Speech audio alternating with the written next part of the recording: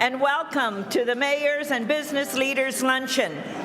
You know, this is the group that makes things happen on the ground. It is about our business leaders and mayors. If we're going to build a strong, robust economy, let me tell you who's going to do that. It's the people in this room. So let's get to work. First of all, I want to thank everyone for being here, and especially I thank our Business Council for their support of our adjusted schedule. You know, when the President calls and then we have to make adjustments, thank you for understanding that. And so we really appreciate your understanding. Let me acknowledge our sponsors for today's luncheon: Sprint, Starbucks, Sprint and Starbucks Coffee, and let's give them a round of applause.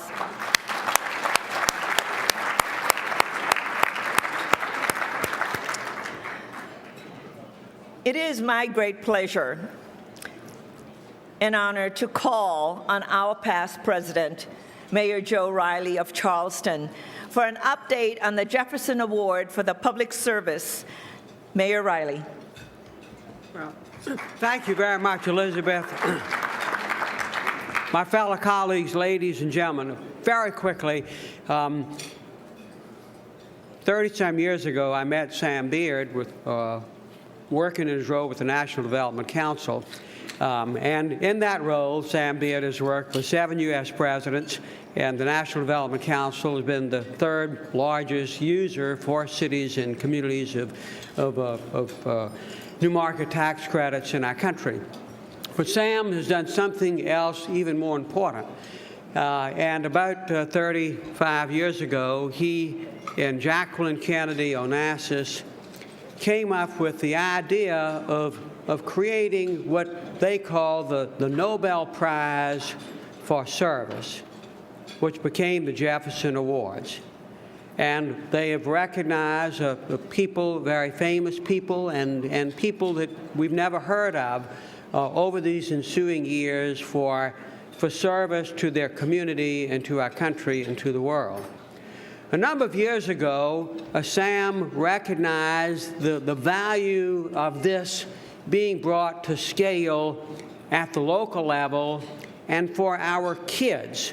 Because we all know, and we're all engaged in this, we all know that when we give young people the opportunity to have the positive experience of giving through volunteerism, we've given them a lifelong positive habit, and we've given them pride and a sense of community involvement. So the Jefferson Awards began a few years ago, the Youth Service Challenge, and their goal is to engage 1 million young Americans in student-led service projects. Sam is here, and he's going to talk to you just for a couple of minutes about how your city can get engaged, as mine is, in the very exciting opportunity of getting our young people engaged in community service. Sam, come on up.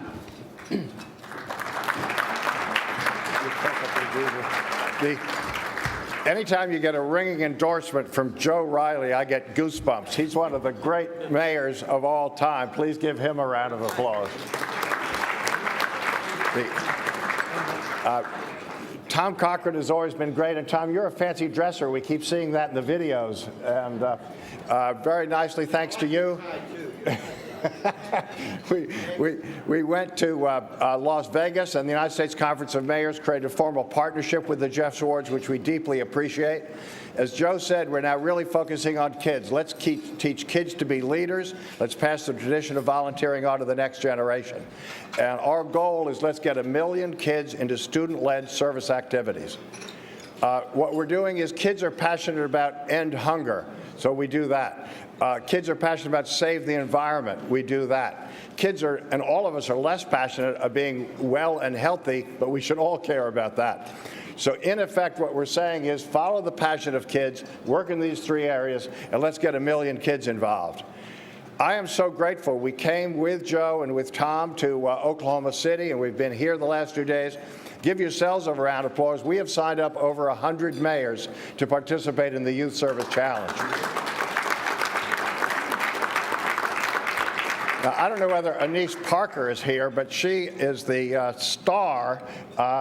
We've made Houston one of our 11 leadership communities, and the mayor said, I'll deliver 100,000 kids in Houston alone. So if she's here, give her a round of applause.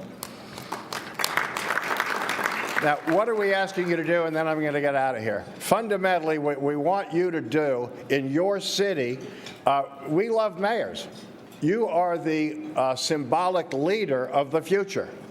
So what we want you to do is ask yourself a simple question. What are good things that kids are doing in our town? And let's highlight them.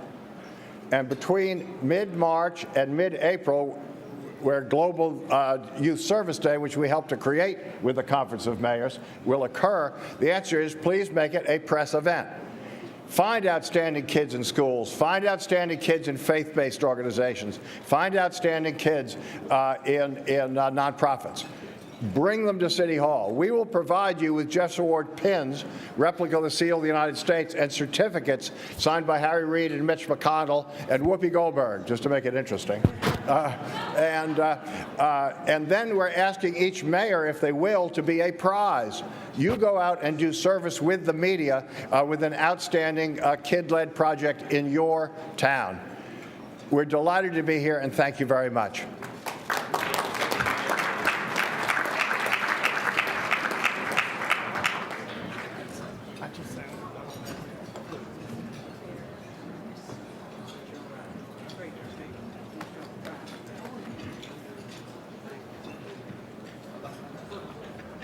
Thank you, Mayor Riley.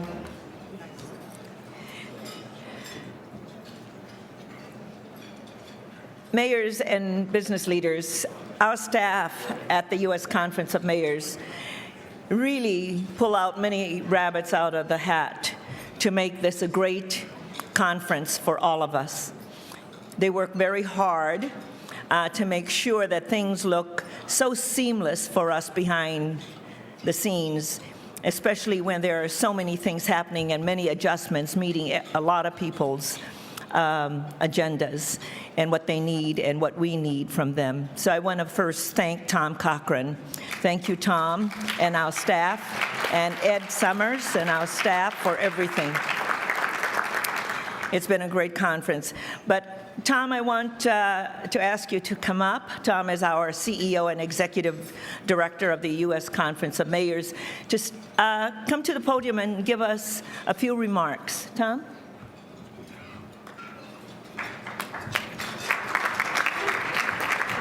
Thank you, Mayor Couts. Last night at the Kennedy Center, it was a memorial event for me, somewhat emotional. Because as a young man, I worked in his campaign, and in Georgia, we could vote at 18. And as I was coming into the center, I ran into Stuart Eisenstadt. Stu Eisenstadt, it was the chief architect, Madam President, of the Carter Urban Policy, and with him, we developed the UDAG project. So he said to me, Tom, are all the mayors going through tough times now? He said, I remember when Cleveland went bankrupt. I said, they all going through. But I said, let me tell you something. Somebody needs to stand up and thank the mayors and the business communities at the local level for holding the whole thing together. Because so many mayors are saying, every Mayor Nutter will tell you this, other mayors have said it. When they go to the coffee shop, Mayor Kirk, they're saying people want a job. So I think we need to just thank all the mayors and the way they work together during the greatest economic crisis since the Great Depression to hold our cities together. And thank you so much. Now, this year, we've got a pro-business president here. I started to say woman. She is a woman. But, from the first time I met her, she said, we've got to get the business community more involved. This year, at this meeting, just if I could, the Business Council was involved in the workforce meeting in the very beginning. We had our first CEOs and mayors panel here, which is absolutely beautiful. And now we have this wonderful lunch. So we just want to thank all of the Business Council members. And the way we started this thing a few years ago, you know, we had 0, and we've now over 100 members. And today, our relationship with the business community is stronger than ever, and it has a lot to do with the way that we work with all of you in the Business Council. So I'd like to recognize 10 new Business Council members. I'll ask them to stand if they're present. Altria Client Services, Catalyst Health Solutions, IPS Group, Inc., J.P. Morgan Chase and Companies, Mitsubishi Motors North America, Paylock IPT LLC, Resource Mobilization Advisors, Science Applications International Corporation, SAIC, Security Industry and Financial Markets Association, SIFMA, and Thomson Reuters. Thank you. And I also like to thank the Platinum Partners, and we all know what that means. You know, they give a little more. We want to recognize and thank our Platinum Partners, American Management Services, our great relationship with DuPont, the Nationwide Retirement Solutions, Walmart Stores, and Waste Management. Long friends, great partners of the United States Conference of Mayors. Thank you. So today, the Business Council has 112 members. We've come a long way. A few years ago, I went to the governor's meeting. They had something called the Corporate Fellows, all the business people over there. I said, what's going on here? They say, oh, we pay $12,000 to come here.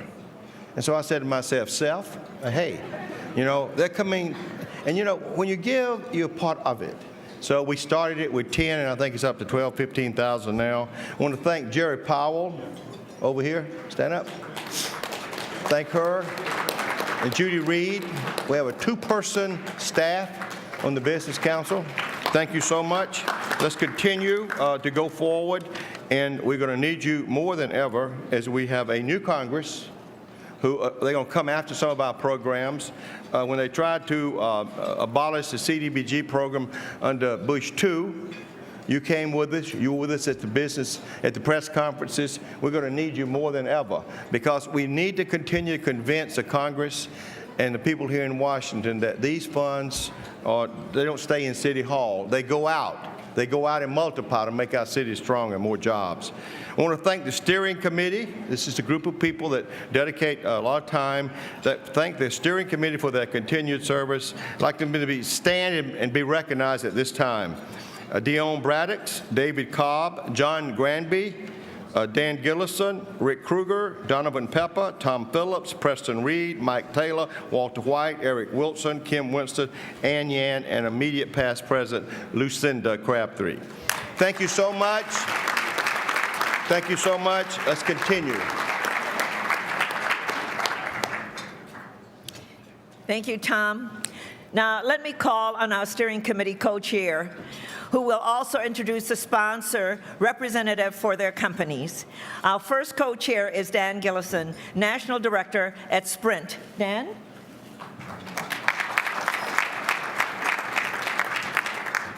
Thank you. Thank you. Well, good afternoon. I know it's been a very full week for everyone, and as I go to introduce my executive, I'd like to start out by thanking all of you all, the U.S. Conference of Mayors, President Couts, Tom Cochran, and his staff for a wonderful conference this week. It's been outstanding. As we look at what we do in the public-private partnership, we're more similar than we are dissimilar. In terms of the corporate environment or the private sector, we have a board of directors. You as mayors, you have a city council. You have to balance a budget and work with your constituents. We have to do something similar, and that is grow market share and work with our customers. With that said, we understand that it is all about partnership, and we look forward to working with you going forward. We enjoyed Oklahoma. We have absolutely enjoyed the winter meeting. We're looking forward to Baltimore.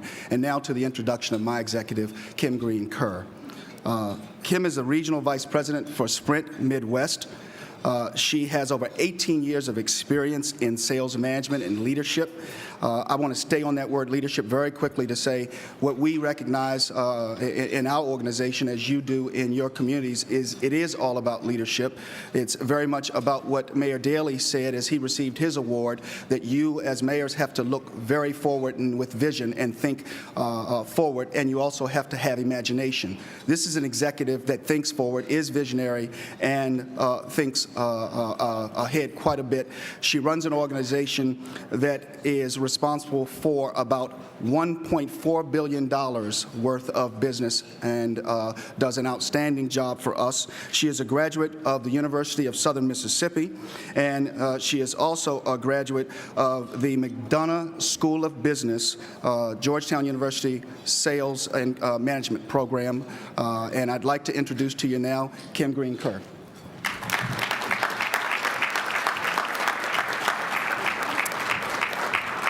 Good afternoon, and thanks, Dan, for that great opening there. And I'm dealing with a little bit of a sore throat, so bear with me, but I'll get through this. We are thrilled to be a sponsor of the Mayors and Business Leaders Lunch.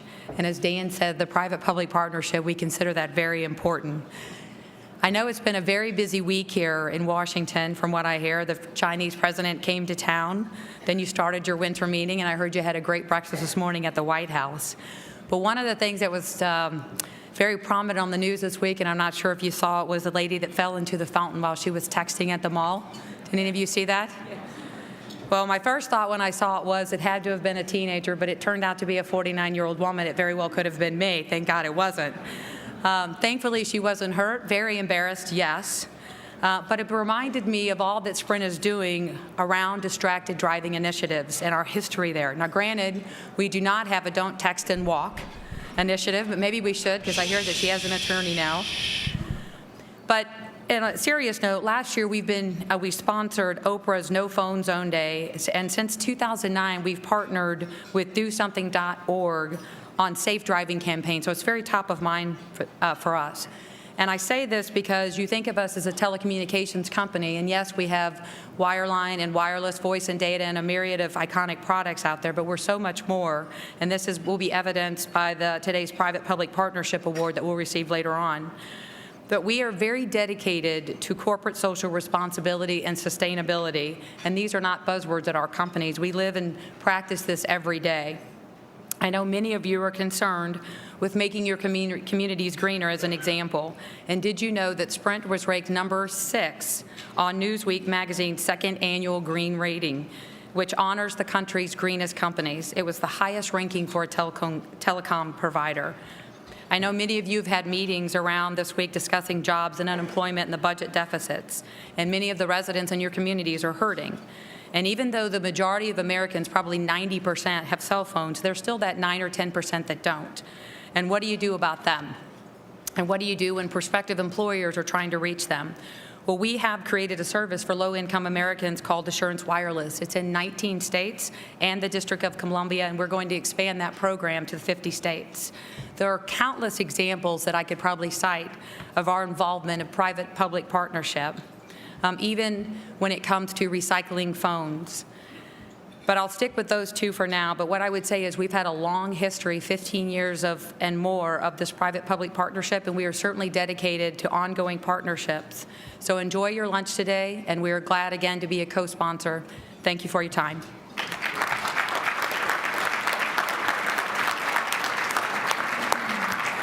Thank you very much, Dan and Kimberly. We really appreciate all that you have done. Thank you. Let me now introduce co-chair Kim Winston, Senior Manager of Government and Civic Affairs at Starbucks. Kim?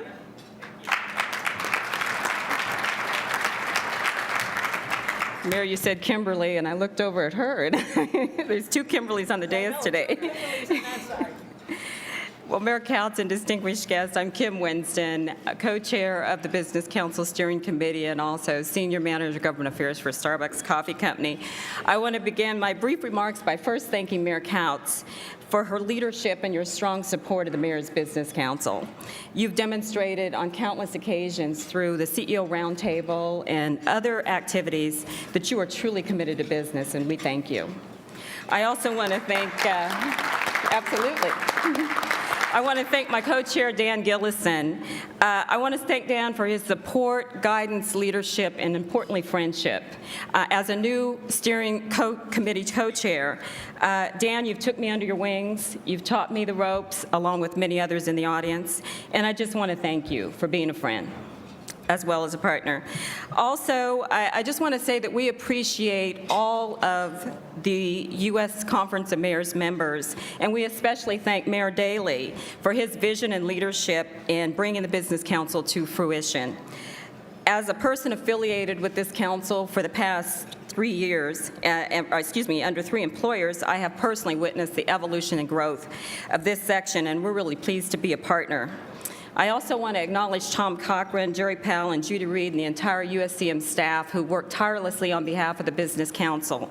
We really thank you. And last but not least, I want to thank the member companies and associations who make up this council. Thank you for your strong support. You've stood firm with us in very challenging economic times, and we appreciate that. Yay. So I'm double-hatted today in that, in addition to my role as co-chair, we're also co-sponsors of this particular lunch, and we're proud to be so. Also, in addition to that, I wanted to share that Starbucks is turning 40 this year, and we look young, right? But at any rate, we've come such a long way since that first store at Pike's Place Market in Seattle. We've grown to nearly 17,000 stores in 55 countries and employ close to 120,000 partners or employees worldwide. Only in America could such a story be told. And we are so grateful to serve your communities, one cup, one customer at a time. So thank you for inviting us every day into your communities. I, at this time, would like to bring forward my partner. I got to qualify that. In Starbucks, everybody's a partner, so I don't want Ben's wife to be mad. I'm proud to bring forward my colleague and Vice President of Global Responsibility, Ben Packard, to spill the beans, if you will, on the great things that we're doing in your communities.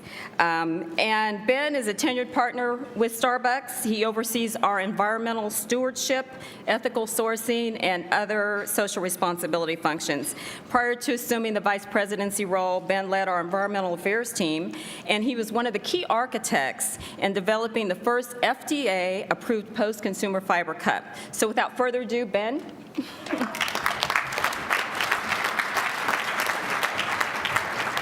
Thank you, Kim, a great business partner, Kim Winston. I too want to thank the Conference of Mayors for having Starbucks today at this very, very important junction in our history as a country. I know you had a very important date at the White House this morning, and I'm honored to be able to follow that with a conversation today about something very important to Starbucks. As Kim mentioned, we're about to celebrate our 40th anniversary. And in celebration of our 40th anniversary, one of the things that we are going to commit to, and you're going to see us more active in your community, which plays on the theme very much along the Jefferson Awards, is our investment in youth. Our investments we're making both through service and through local grant dollars to youth. But today, I wanted to actually talk about our environmental stewardship platform. It's a conversation we started last year at this conference. And you may recall my colleague Jim Hanna introduced this conversation about a very simple question that your constituents, our customers, are asking about. And it seems like a very simple question. What happens to this cup? What happens to this cup when I'm done with it? Now, this is an issue we're hearing about increasingly through traditional media, through social networking, and through online tools that we've developed to increase that connection with our customers. And many people assume it's a very simple, quick fix. It's about either changing the materials or just put a container in your store. It's that simple. Well, we actually doubled down in our environmental commitments about 2 years ago, and we put ourselves forward with a goal that we would have 100% of our cups recyclable by the year 2015. And when we began on this goal, we too assumed that it was about a materials change, about just making this cup into something different that we could put into existing recycling streams. Well, through this goal, we learned a couple things. We actually stepped back to step forward. We engaged one of the leading systems thinkers of our time, a gentleman by the name of Peter Senge from MIT. He's written the books on how to apply systems thinking to typical industrial ecology situations. And what Peter and the process that we engaged by engaging players in the supply chain, from cup manufacturers to paper manufacturers to the suppliers who actually make the coatings on this paper, we included city managers, recycling managers, composting facility managers, paper mills. And what we learned is to have the most meaningful long-term impact, we actually need to focus on the local recycling infrastructure. And this is where you come in. And this is where our partnership, this is where our collaboration is absolutely essential. We've seen through examples in San Francisco, Seattle, and in other places that I'm going to talk about here in a minute, that the development of the local recycling infrastructure, together with the policy pieces that we need to put in place, we can be successful in truly making this cup recyclable. There are inconsistencies, though, that we're seeing from one location to the other on whether or not the policy piece, the recycling piece, and our containers actually can work well together. But what I'm here to tell you is that we are making success. Thanks to some pilots that we have worked with our major cup supplier, International Paper, we've actually taken this cup and through a pilot program, recycled it back into another cup. We've demonstrated, thank you. And I want to call out some other really important partners in this. International Paper, Mississippi River Pulp Company, and Natchez, Mississippi, critical players in helping us push the envelope on this journey. We've got very exciting pilots coming up where we're not only going to recycle the cup back into cup. In Chicago, we're going to be launching a program where we're going to take the cup and recycle it back into the napkins that we use in our stores. And we've got other locations where we think we can take that cup and recycle it back into food cartons, pizza boxes, other places where we can reuse that fiber.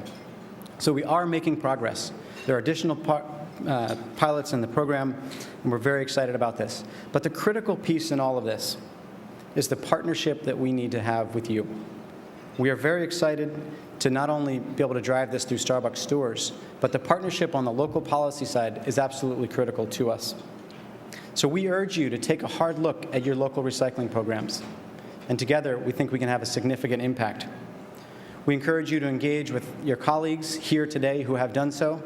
Mayor McGinn, thank you for your partnership in Seattle, where we rolled out a citywide recycling program of our cups, both hot and cold cups in Seattle. And thank you to Mayor Lee in San Francisco, where we've been recycling for the last 18 months as a result of innovative local policy and a collaboration with us and the local recycling industry. Mayor Daley, Mayor Reed in Atlanta, Mayor Villaraigosa in Los Angeles, and our hometown Mayor Mike have demonstrated that we can do this through our partnership. So we're eager to work with you. We're eager to work with your staff members. Please connect with me or any of my teammates who are here today to work on this.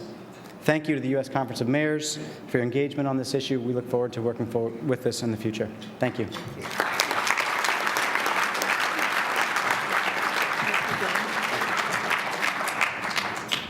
Thank you, Ben and Kimberly, for your support of the U.S. Conference of Mayors and the Business Council. I look forward to working with Dan and Kimberly, along with other steering committee members in the future. Today's awards recognize 4 successful and outstanding relationships between cities and businesses.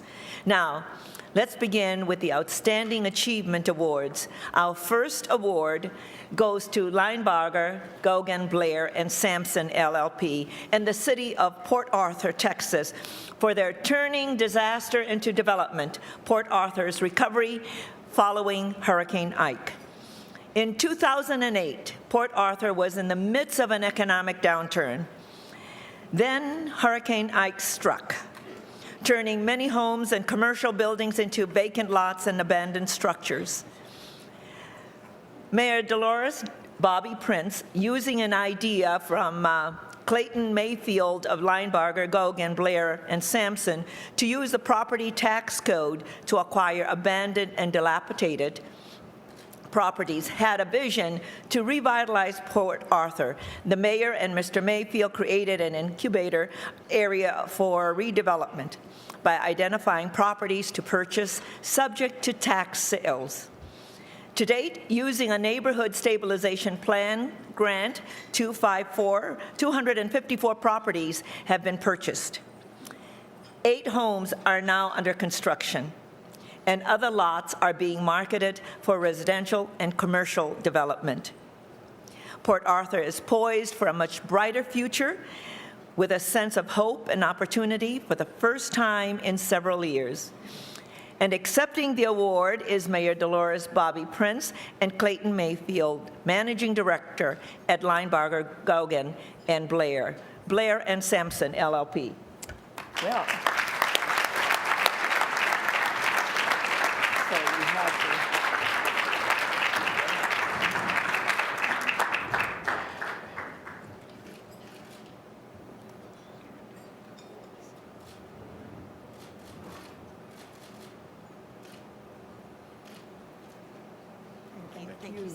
Thank you very much.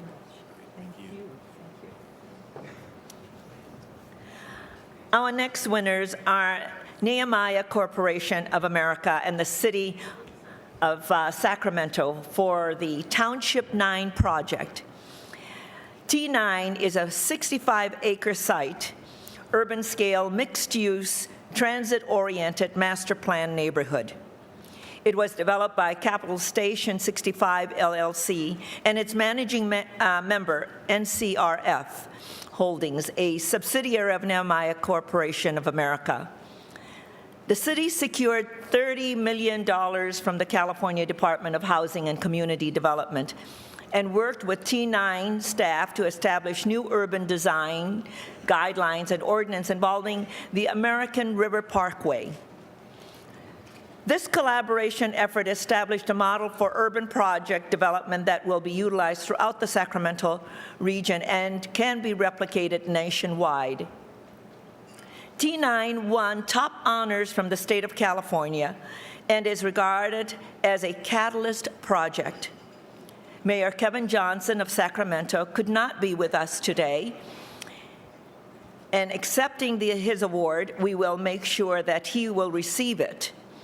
Accepting the award for Nehemiah Corporation is President and CEO Scott Syphax. Scott? Good to see you. Thank you, Scott. Here you go. Thank you.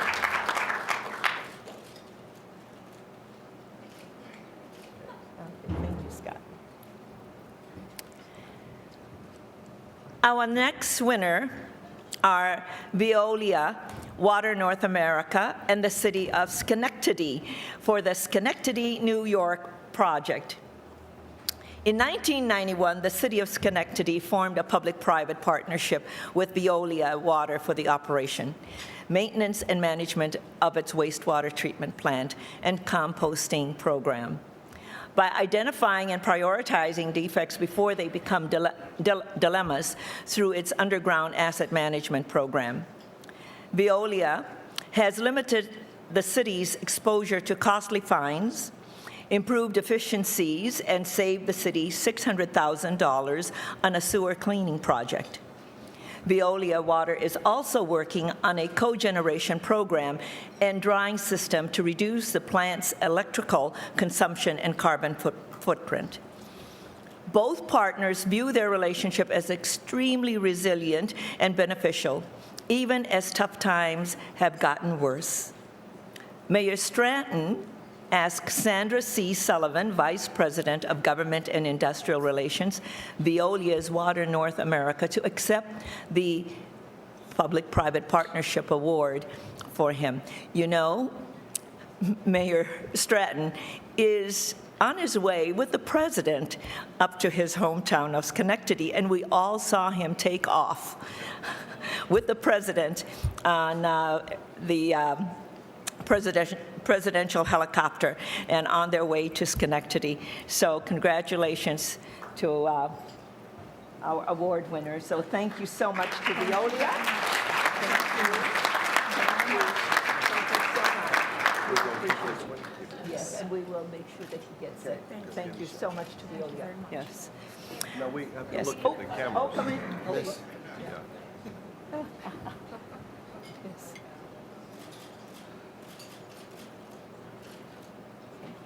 Oh, thank you. That's right. Congratulations to our Outstanding Achievement winners. And now for our Award of Excellence.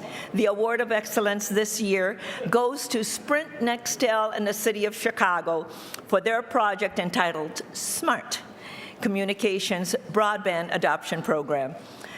Chicago Mayor Richard M. Daley's Smart Communities program has created a unique partnership that drives broadband adoption by building on the strength of government, community organizations, and the private sector.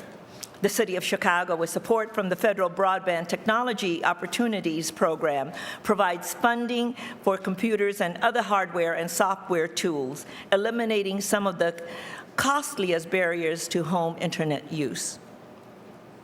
Additionally, the community development organization LISC Chicago and its partner delivered targeted, culturally appropriate digital skills training programs, grassroots outreach, and hyperlocal content. In further support of the initiative, Sprint Nextel will offer free or low-cost wireless broadband service through Virgin Mobile USA's Broadband To Go to avoid financial barriers faced by vulnerable families.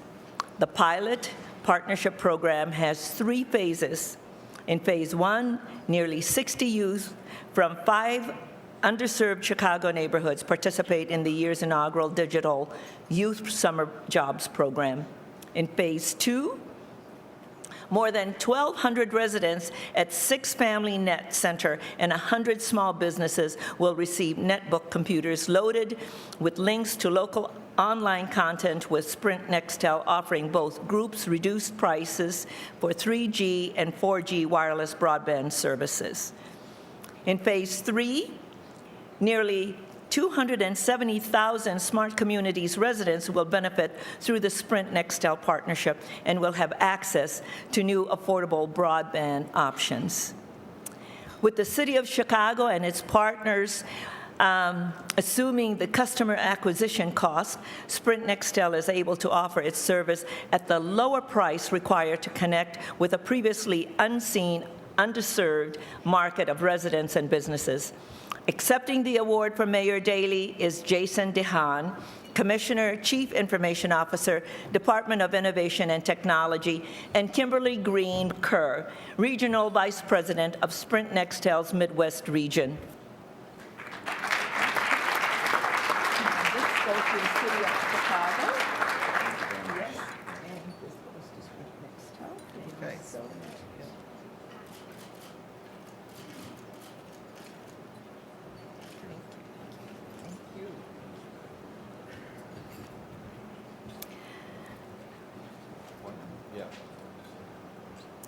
Say a word.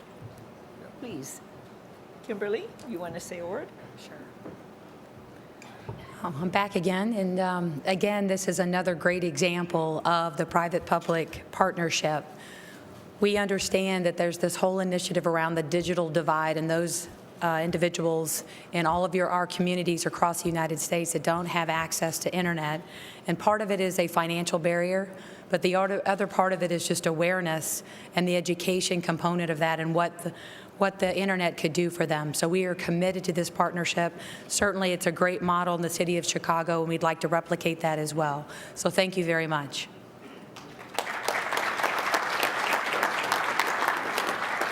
Thank you, Mayor Kautz. And on behalf of Mayor Richard M. Daley and the City of Chicago, thank you for recognizing Chicago's innovative Smart Communities Broadband Adoption Partnership with Sprint. Thank you, Kim, and thank you, Dan and Justin and all the others at Sprint for working together with us and LISC Chicago and their network of new communities program partners to enhance the Digital Youth Summer program with free 3G service. The program wouldn't be possible without strong support from Sprint and other private sector sponsors, and as well as investment from LISC, the MacArthur Foundation, the Chicago Community Trust, the State of Illinois, and the U.S. Department of Commerce. We look forward to continuing the partnership to deliver affordable internet access throughout the City of Chicago. Thank you.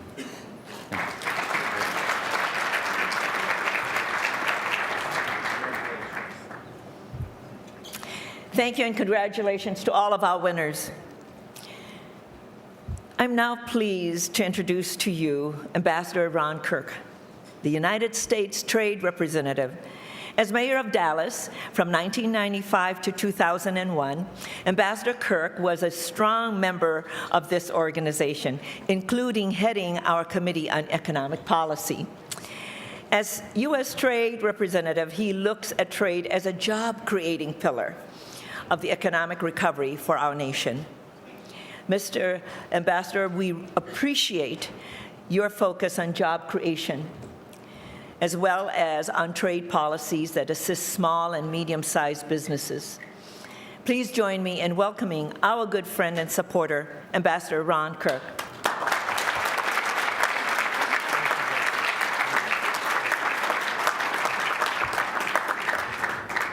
Well, Mayor Counts, thank you for the warm introduction, but thank you again for your extraordinary leadership of your city, but also your great devotion to the U.S. Conference of Mayors. It is always one of the highlights of my year when I have an opportunity to come back and be with our fellow mayors. My staff at USTR tells me that just about every other conversation I give begins with when I was mayor. And I think they have now embraced the notion that once a mayor, always a mayor. So if they look like they're about to break out in hives over there, I think you all can understand. I'm so thrilled to be with you. I'm rarely at a loss for words, but when I was intimidated by two factors. One was the knowledge that you have spent the morning with the president.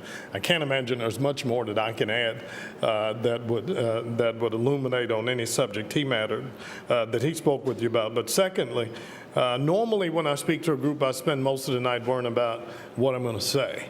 Knowing that I was going to be on stage with Tom Cochran, I spent most of yesterday wondering what to wear. But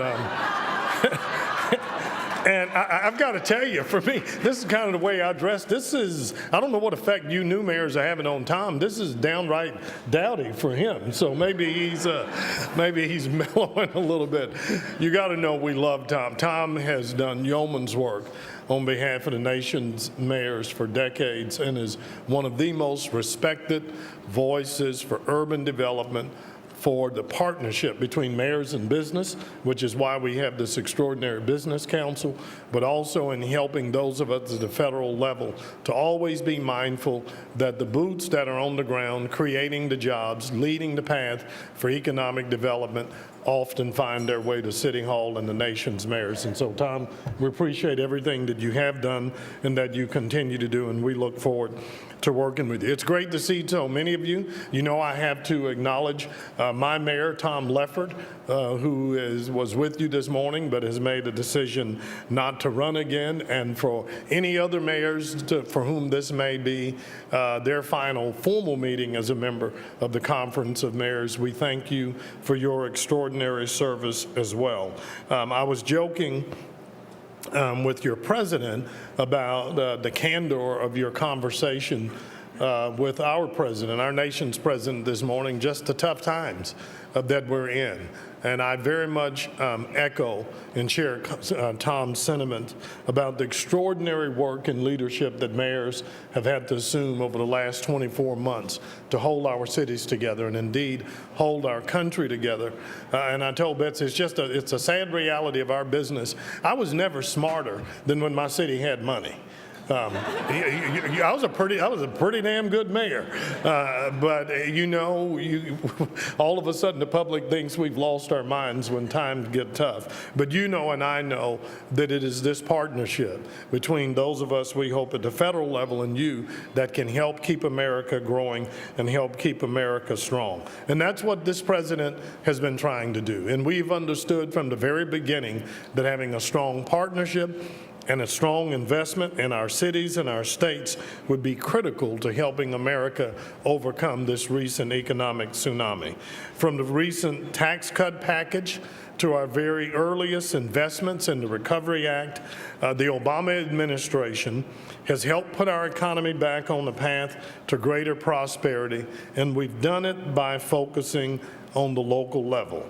We gave tax cuts to working families all across this country. We passed a health care law that lowers costs and cuts the deficit and helps to support job growth. And we supported improvements to cities' infrastructure through many of your transportation programs, your education systems. And we provided billions of dollars worth of budget assistance to many of our cash-strapped states when they most needed it. And we think it's the wise thing to do to continue these type of critical investments in infrastructure, energy, education, and innovation so that America can stay competitive and well-positioned to attract and create the best jobs here in the United States. But to be sure, as the President shared with you candidly this morning, there's going to be a very robust debate, not only in Washington and around the country in the coming months, about the best way to do that. One area in which I think many of us have come to believe that we can find potential for common ground and cooperation happens to be in the portfolio that I'm privileged to serve, and that's in trade. Many Americans have come to begin to accept that we can grow our economy through having a robust and thoughtful trade policy, especially by focusing on increasing our exports around the world. President Obama has said we simply have to do what America has always been known for, and that's building, innovating, educating, and making things. And we want to create and sell products all around the world stamped with 3 simple words: Made in America. And that's our goal. So we're moving ahead to work on and implement the President's National Export Initiative that has as its goal to double our exports over the next 5 years. And we're doing that very purposely with the knowledge that if we can reach that goal, we can create an additional 2 million jobs at a time that you know your citizens are desperately looking for those jobs.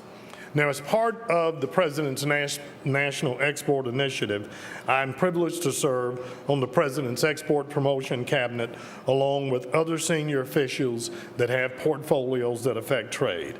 We're beginning to implement measures ranging from enhanced export assistance to America's firms, from the largest to the smallest, to increase trade finance and assertive trade policy that opens up more opportunities around the world for America's exporters. We think all of these measures will help businesses in your cities and communities begin to export and expand their exports into new markets. Why are we focusing on exports? I'm going to leave you with one simple number. 95% of the world's consumers now live outside of the United States. And a great way to grow our businesses is to make sure we have access to those consumers. So it's for that reason the Department of Commerce runs export assistance centers all across this country. Many of you probably have an export assistance center in your city or one that is not that far from it. We would urge you to make sure that you contact them and find out ways you can partner with them to help businesses in your community to understand the power of exporting. To learn more about this, I would invite you to visit our website at www.export.gov. We want to build on some positive trends that we are beginning to see. Over the past 5 quarters of measured economic recovery, exports are contributing more to our total economic output than consumer spending. Now that's extraordinary. Consumer spending is almost 2/3 of our economy. Exports are only 13%. And right now, our growth in exports are contributing as much as consumer spending. Through the end of 2010, for example, U.S. exports were up 17% over the previous year, which is putting us well on track of meeting the President's goal of doubling our exports within this 5-year period of time. But in order for us to sustain this solid pace of expansion of our exports and support job creation, we know that we have to do more, particularly as it relates to opening up new markets around the world and fighting for a level playing field for American exporters. When I agreed to serve as U.S. Trade Representative, I made a conscious decision to put a priority on doing as much domestic travel as I do traveling around the world. Many people think one of the benefits, perhaps, of my job is the amount of foreign travel that's involved, and I've done that. Through the first 8 months, I went around the globe 3 times. But on the end of one of those trips, it struck me that I wasn't going to change some of America's fears about our trade policy in Geneva and Paris and frankly Dakar, that I was going to have to go to places like Pittsburgh and go to Detroit and go to Maine and Carolina. So over the last 9 months, I'm pleased to tell you that I've been, I think, in about 22 to 25 states. I've been in almost 45 cities, large and small, those that are favorable to exports. I've been on the West Coast in Seattle and places that frankly look at me and want me to cut the brake because they're some of the more export-dependent communities in the world. But I've also been to places like Detroit and Maine that feel like they've come out on the short end of our trade policy. But those talks, particularly when I've had the opportunity to be engaged with mayors and local officials who've introduced me to businesses that are both benefiting from trade and those that have been frustrated by it, have really helped to inform the creation of a more thoughtful policy for us as we go forward. In particular, just about every business owner, farmer, rancher, or worker that I've talked to understands the importance of our ability to access customers around the world, and particularly in the rapidly growing Asia-Pacific region. But they've also been honest in sharing with me what some of their concerns are and some of their fears, that they believe the United States has held up our end of the bargain, frankly. We are spectacularly the most open economy in the world, and we have some of the lowest tariffs in the world. And what I've heard from businesses, that they aren't so much against trade as they just aren't convinced we'll have a trade policy that makes sure our partners treat us as fairly as we've treated them. So the focus of our administration has been on two things. One, guaranteeing America's businesses that we're going to fight for them and their workers, and insist that our partners do one simple thing: play by the rules. We've opened up our markets to you. You got to open your markets to us. But secondly, we've also begun to hyper-focus on opening up new markets and where the opportunities are. And I want to talk to you about three of them in particular, because a lot of our work short term is focusing on the Southeast Asia region. A lot of people ask me why. Well, being from Texas, and I know you've all probably heard the story about Willie Sutton, the bank robber, who was prolific at robbing banks. He was also prolific at getting caught. And he would go to the same judge all the time, and one of the times the judge was sentencing me, he jokingly asked, he said, "Willie, why do you keep robbing banks?" And Willie looked at him, he said, "Judge, that's where the money is." And well, let me tell you, short answer, the reason we're focusing a little bit near term on Southeast Asia, folks, that's where a lot of the opportunity is. All of the economists tell us almost 60% of global growth in GDP is going to be in an area broadly defined as Southeast Asia. So it's important that our farmers, ranchers, exporters, these creative geniuses that you're investing in, have an opportunity to compete and win in those markets. So we at USTR are focusing on a number of initiatives that will get us into that market. And I want to tell you just about three of them. One is the recently free trade agreement that we successfully concluded negotiating with Korea. We call it KORUS, Korea-U.S. Thank you. I know there's at least somebody here probably from Washington. Secondly is a broader, but this is great for, trust me, this can help every one of your communities. Secondly, we have a broader initiative in the region called the Trans-Pacific Partnership. And then finally, it's work we do within the region with 21 other like-minded economies called APEC, the Asia-Pacific Economic Cooperative. Let me start with Korea. Korea is one of the largest and most dynamic markets in this rapidly growing region. It's our 5th largest trading partner right now. But let me tell you the bad news. 4 years ago, we were Korea's #1 exporter. We were #1 in selling Korea goods that they bought from other countries around the world. Today, we're #4 and falling fast. That's simply unacceptable, and it doesn't have to be that way. We inherited a free trade agreement that many in Congress felt, frankly, perpetuated the current asymmetrical imbalance we had in terms of our low tariffs and their high tariffs. And President Obama instructed me to fix that.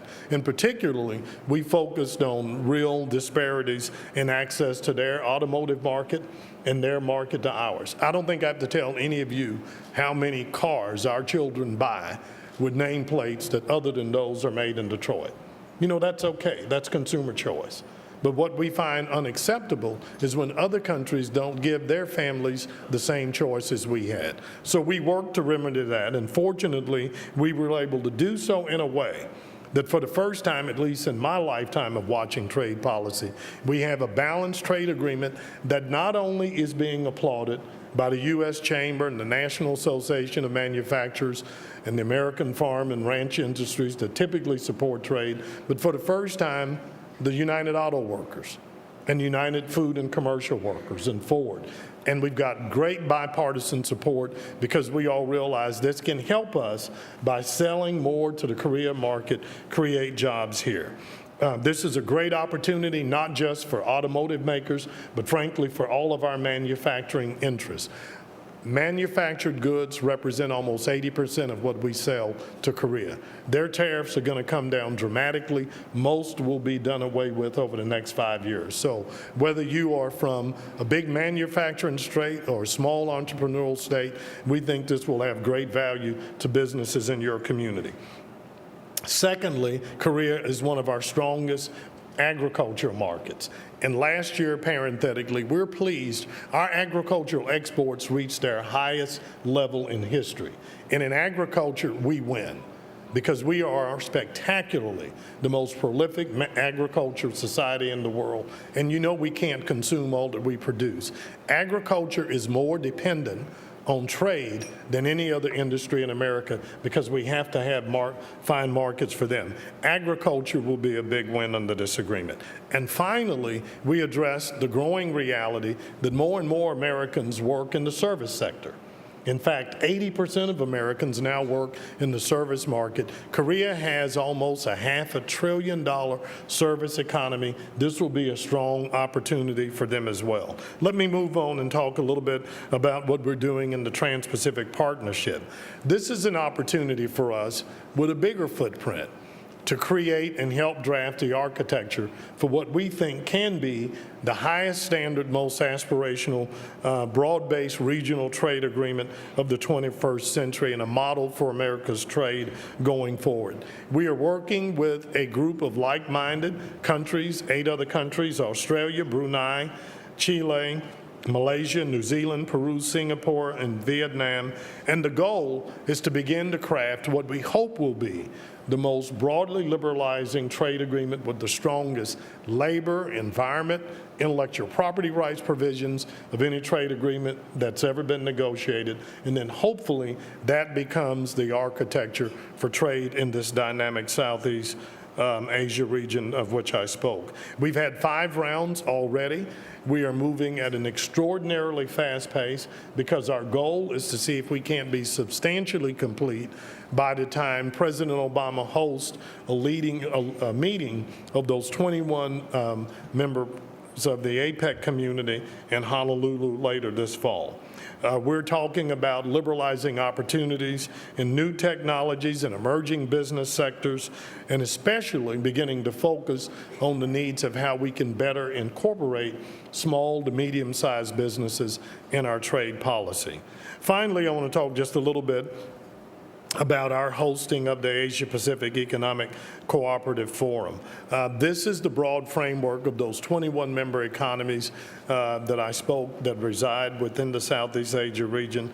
The United States will host that APEC forum in Honolulu this year. It gives us a wonderful opportunity to take practical and concrete steps to address other barriers to trade than tariffs and barriers, many of which prevent particularly some of our smaller and medium-sized businesses from getting involved in exports. Specifically, we're going to look at ways we can improve supply chain performance so that goods and services can flow more freely.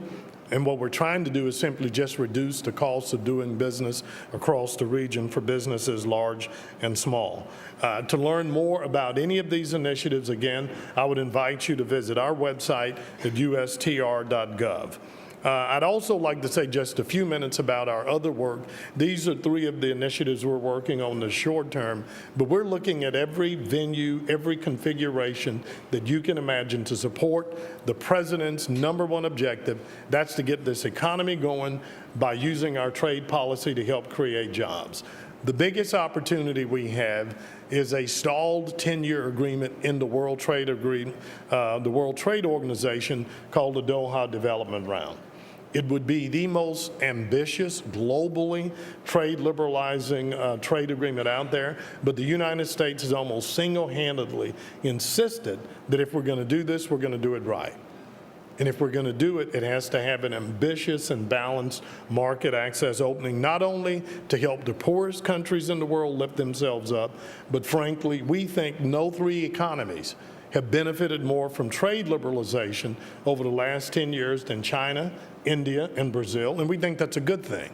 But we think with blessing comes responsibility, and now it's time to invite China and India and Brazil to the global trade table and say, you've got to help make sure we create a more balanced opportunity in the future. Similarly, we are working within our hemisphere to bring the same type of discipline and focus to crafting and finishing the trade agreements we inherited with Panama and Colombia. They may not have the economic heft of Korea, but they are critically important for many of the interests in this room, and we're committed to working with our partners to successfully address the issues remaining in those so that we can move them forward as well. I want to spend just a few minutes talking about things other than trade policy, because as strongly as I believe in the proper role of a smart trade policy to help get America's economy going and job creation spurred, we know trade alone can't do that. So our administration is also looking at ways that our small businesses can compete with a number of other ways that they can grow. And that's why we focused on business tax incentives to help those firms grow. You know, as mayors, the majority of our citizens still work for a business that employs fewer than 200 people. So we think investing in our small businesses and helping them to grow is a great way to help put America back to work. The president has also put in place a 100% deduction for large capital investments and has accelerated them so that they can invest them this year. And what we're saying to businesses, whether they're large and small, we've heard them that they feel like the economy's coming back, but you all know better than us. Our citizens only know one thing: where are the jobs? So we're trying to do everything we can to get businesses to make those critical investments now so that hopefully they'll buy that equipment that'll allow them to add those workers and put them back to work now. We think accelerated depreciation can help more businesses move plans from the drawing board on the factory floors and store shelves and put people to work. We also think, thank you. We also think the same thing is true of the 2-year extension of the research and development credit, which will help cover the cost of wages for employees involved in research. Our innovative businesses thrive on this R&D, and the Obama administration is committed to their continued success. So as you travel around your states, as many of you as mayors have the opportunity to travel around the country seeking out and securing job-creating opportunities for your cities, we just want you to know the Obama administration is here to go with you and want to support you every step of the way. Each of you confronts challenges in your respective communities, and you draw on the strength and insights and inspirations that we learn from one another at these mayors' conferences. And notice that I said we, because not only do I feel like I'm a former mayor, but I also feel like that you all are fellow ambassadors as well. Every day that you go out and advocate for job-creating opportunities on behalf of your citizens and your neighbors and your workers and businesses, you're an ambassador. Every day that you work to build relationships with your governors, with your congresspeople, and on the international level, you're an ambassador. Every day that you move one step closer to closing that deal, to bring that new job to your community, to open that factory, to bring in that new investment, you, in fact, are an ambassador. So whether it's through helping to facilitate investments in infrastructure, energy, or education, or innovation, or through smarter trade policy, we look to build a stronger partnership with you, our nation's mayors, to do that so that we can rebuild our cities and help put America back to work. It's an honor and privilege to serve you as your U.S. trade representative, but it's an even better privilege to be able to call you friends and fellow mayors. Thank you very much.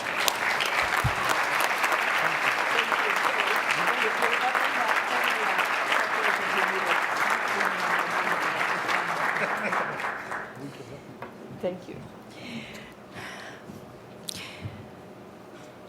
The Mayor's Ambassador, thank you very much. Would you take any questions, sir, from the mayors and our business people? I think it would be very helpful. We always like to make sure that we have a dynamic dialogue.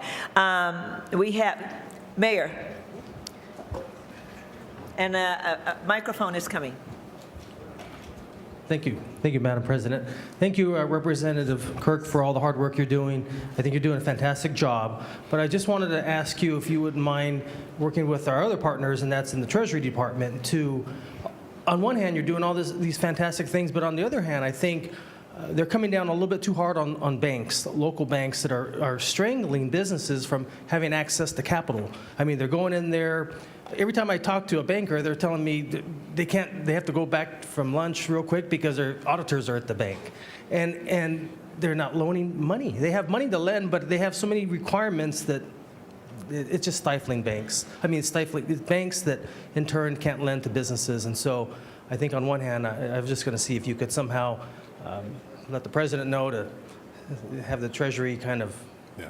I will share your comments with both the President and Secretary Geithner. I would tell you, and I will use one of my lessons I learned as a mayor to pivot to what I think is one of the bigger success stories that we don't talk about. And that's, in fact, the first challenge this administration inherited, which were extraordinary, was to stabilize our banking system. And notwithstanding the fact people don't want to talk about it, the asset recovery program has worked spectacularly well. That money has been paid back. We saved the banking industry in America. We kept America from a financial collapse. But I want to assure you the President's, one of his biggest concerns is the frustration, again, particularly of small businesses. They tend not to get their money from the big banks. So I know Secretary Geithner and others are critically focused on ways through both the SBA and others that we can try to get that capital flowing, particularly to these small to medium-sized businesses. And that's one reason I outlined some of the things we were doing specifically to kind of help give those small businesses access to credit. But I hear your concerns, well taken. I'll be happy to share it with the Secretary. Honorable Kirk, thank you. My name is Linda Thompson, and I'm the mayor of the Harrisburg City, the capital of Pennsylvania, first-time mayor here for this conference. And your presentation was brilliant, and I just wanted to give the president a great compliment on his ability to really try to move the ball forward with getting other countries to lax their tariff policies against America. I'm just a little stunned that we're just now getting around to really trying to have a major impact on getting countries to respect us as we have honored them and allowed them to make money off of our economy. But I wanted to know, how quickly do you see this being turned around? Because a lot of those countries are dictatorships, and they've been indoctrinated, their people to purchase their products. I want to know how quickly you see this turning around, because ultimately the goal of all of this to get those tariffs relaxed is to help grow our economy, and mayors are impacted by the way the national economy is. And so whatever happens on the international level with getting these tariffs relaxed would ultimately help us grow our economies as well, right? And create jobs. Is that correct? That's the idea. Okay. Yes, ma'am. Let me say, well, you asked a number of complex questions. I want to make sure that I don't know that I'm going to speak to the dictatorship element. I would say this. When our administration came in, and I do believe, I'm asked all the time, a lot of people sort of curious, what was it in my background as mayor, frankly, that made the president look to me as a trade ambassador? and won. And I did. I told the president, I thought the fact, when you're a mayor, in particular, I know we have a range of cities, but when you're the mayor of the largest city in a metropolitan area by abstention, you're the leading advocate for economic development in your community. And so, first of all, many of you are used to traveling around the world doing trade promotion. But more importantly, I told him the most critical factor I thought I brought to this job is mayors don't talk about macroeconomic policy. Mayors talk about jobs. Mayors understand, because we are at the ground level where we can't engage in Washington speak or diplomatic speak. Americans want to know, what can we do to create jobs? So we have tried to bring that sort of practical sense of urgency to job creation. But secondly, I thought the hidden asset I brought to this job was my wife. I grew up in Texas. I was blessed to be elected the mayor of Dallas in 1995, which was the year NAFTA went into effect. Now, I know not everybody looks at NAFTA the same, but if you're the mayor of Dallas, if you're the mayor of Houston with the Port of Houston, you're from Seattle, NAFTA was an economic boon for us. But I married a girl from Cleveland, Ohio, who grew up for the most part in Detroit. And not some, but every one of my relatives is either working for or retired from Ford, General Motors, or Chrysler. And I do think it helps me that I can honestly see the frustration of those that say, I know NAFTA's been good for you, but we've got second thoughts in Detroit. And what I'm telling you this is from the very beginning, what has informed our work was a reality. We can't just be dismissive of those that have raised concern about our trade policy. And so we have focused on enforcement, and we have focused on things like investing in trade adjustment assistance. And the reason I told you about my travels was it was important for me to sit down with mayors that are both pro-trade and those that are more concerned and hear what they have to say and let them see that be reflected in our policy. And I think we're beginning to make great progress. You asked, when can we see a difference? I'll give you one example. The thing that frightened me most when I took this job and I began to go around the Hill, and you hear it all the time, I'd sit with members of Congress and would tell me with pride how they just got a program implemented that they'd worked on for 20 years. You know, as a mayor, I'm thinking, I'd love to get, 2 weeks sometime. But, knowing how critical it is for businesses on the ground to solve problems and solve them quicker, I sat down with my legal team. I said, tell me every legal dispute we have at the WTO. We had a dispute with the European Union that had been going on for 15 years, that they had locked our beef out of that market. And I challenged my team. I said, how many ranchers do you think are still in business if they're waiting on us to solve something? Now, we didn't do it in every case. In 3 months, we got that trade dispute resolved. Our imports into Europe have gone up exponentially, and there are farmers and ranchers who are alive today exporting. We've done the same thing in many cases where we're trying to solve problems sooner by smart enforcement and then open up new markets, and we're seeing that. And even with the visit from President Hu Jintao of China, you heard the president announce we were able to facilitate China's purchase commitment of $45 billion. In export, 25 from China, but including the president's recent trip to India and others. So we're concerned about making sure we get to selling things right away. But we need your help because we have to build a compelling case to your citizens that frankly are just skeptical whether trade means anything but cheaper T-shirts and electronics for us and aren't as convinced that we can create the job. So that's where we need the partnership with you. Ambassador, I know you have to go, so let's answer one more question, and then I'm watching your time and All be right, very thank you. cognizant of that. Mr. Kirk, I'm the mayor of Oakland, and Oakland's port now almost exports as much as we import from China, and China is our largest trading partner. And as also a Chinese American, we find that a lot of the Chinese delegations visit our city first. And what struck me here at this conference, meeting my mayors from across the city, is that several of them from the Midwest are asking me for help for the investments that they're getting in the Midwest from Chinese capital. And I was wondering maybe the White House could help us by providing some maybe regional conferences with mayors to help give them that kind of technical assistance, because based on just the requests I've gotten, I'm going to invite some people to come to Oakland, visit our port, and maybe you'll come and speak to us, because I find that the Chinese are not just investing in West Coast cities, but they're going into our Central Valley, and apparently they're going to the Midwest everywhere. And I think people don't know that. I didn't know that, and I've traveled to China and meet trade delegations all the time. And I think if we could advertise or publicize the investments that the Chinese governments and bodies are making throughout the country, including the Midwest. They're very PR sensitive. I will bet you that's not an accident that they're investing in areas that are having problems. Well, first of all, Mayor, we're very proud of you, and thank you for stepping up, taking the leadership reins. And just in case you didn't see it, have your staff Google the China-U.S. State Dinner. It's a fabulous picture of you and your fellow mayor coming in. We were proud to have you with us. And secondly, to prove I can give a shorter answer, as my father would say, yours wasn't as much a question as it was an answer.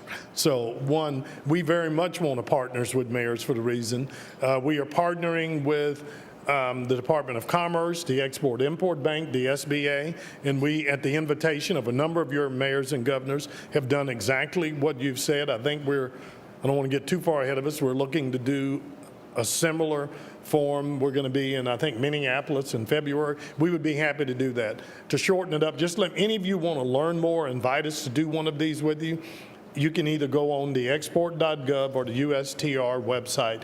We'll be happy to do this. And not all of us can come, but I can assure you the Department of Commerce, the Export-Import Bank, the Small Business Administration, we're working collaboratively through the Export Initiative to try to make this as simple as we can, but nothing helps us do that better than a partnership with you. So thank you all for your time and for your attention, and again, thank you for your great leadership of the nation's cities. Thank you so much, Ambassador. Thank you. Thank you, Mr. Ambassador, and thank you for being always a great friend. We really appreciate it. Let me now call on the new chair of our Community Development and Housing Committee. Newton Mayor said he wanted to introduce our next speaker, and I think some of you also had the opportunity to speak personally, one-on-one, to the Secretary. So, Mayor Warren. Thank you. It's a real pleasure to be here with all of you and introduce the Secretary. Before I do, I just want to mention a couple of things. First of all, thank you, President and Tom Corcoran, for leading the effort on protecting CDBG funding, which we know is so important to us as mayors. I was so pleased this morning. We all had the opportunity to hear the President speak. His steadfast support for CDBG funding has been so critical in the past few years, and obviously the Secretaries. But it's really going to be up to us as mayors, as I mentioned yesterday, to take the lead on telling the story of how important CDBG funding is and how critical it is. And it reaches across the aisle. This is a bipartisan program. It benefits Republicans and Democrats on the ground. And it's a real engine for economic recovery, which is very important at this time. And it also really touches the most vulnerable in our cities and communities. So we're going to be engaging members of Congress, governors, senators over the next several weeks. I'm going to be asking for your help and effort to tell that story as we go into the next budget round. And I also want to mention, very pleased and working with the Secretary's staff, they've offered technical assistance for mayors as we talk about that story. So we'll be working with the Secretary and others, but we must take the lead on this. I'm really pleased to introduce Sean Donovan, Secretary of U.S. Department of Housing and Urban Development, this afternoon. Since becoming the head of the nation's housing department, Secretary Donovan has attended several Conference of Mayors events, including our Seattle leadership meeting, and most recently the press conference releasing the 2010 Hunger and Homelessness Survey. Under his leadership, we have seen the strengthening of many housing and community development programs, including the Community Development Block Grant Program, the Home Program, and the Homelessness Programs. We look forward to continuing our work with Secretary Donovan to build further on these efforts. Please welcome Secretary HUD of HUD, Sean Donovan.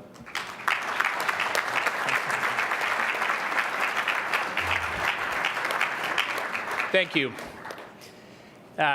Seti, so great to be with you. Thank you so much for all the just fantastic work that you're doing. It's been great to get to know you, to work with you so closely, and for your leadership. Taking on this role that you have will be so important. It's always been important, but as we've discussed, it's going to be particularly important in the years ahead of us. So thank you. President Couts, Elizabeth, it is wonderful to be with you. Thank you for your leadership. As the President called you the lady in the red dress today. And it's been such a wonderful, wonderful partnership that we formed over this past year to work so closely with you. And I just want to say personally, on behalf of myself, on behalf of the President, thank you for your leadership. It really has been remarkable. Thank you.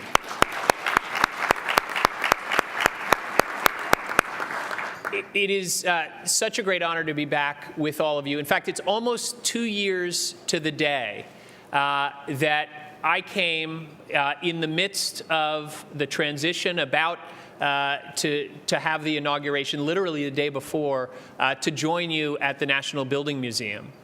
And one of the things that I said there is I had been working for one of the nation's great mayors for the past 5 years, for Mayor Bloomberg in New York City. And I was looking forward to taking on my new role, working for all the great mayors across this country. And it is such a pleasure to join, to echo the President's words earlier today.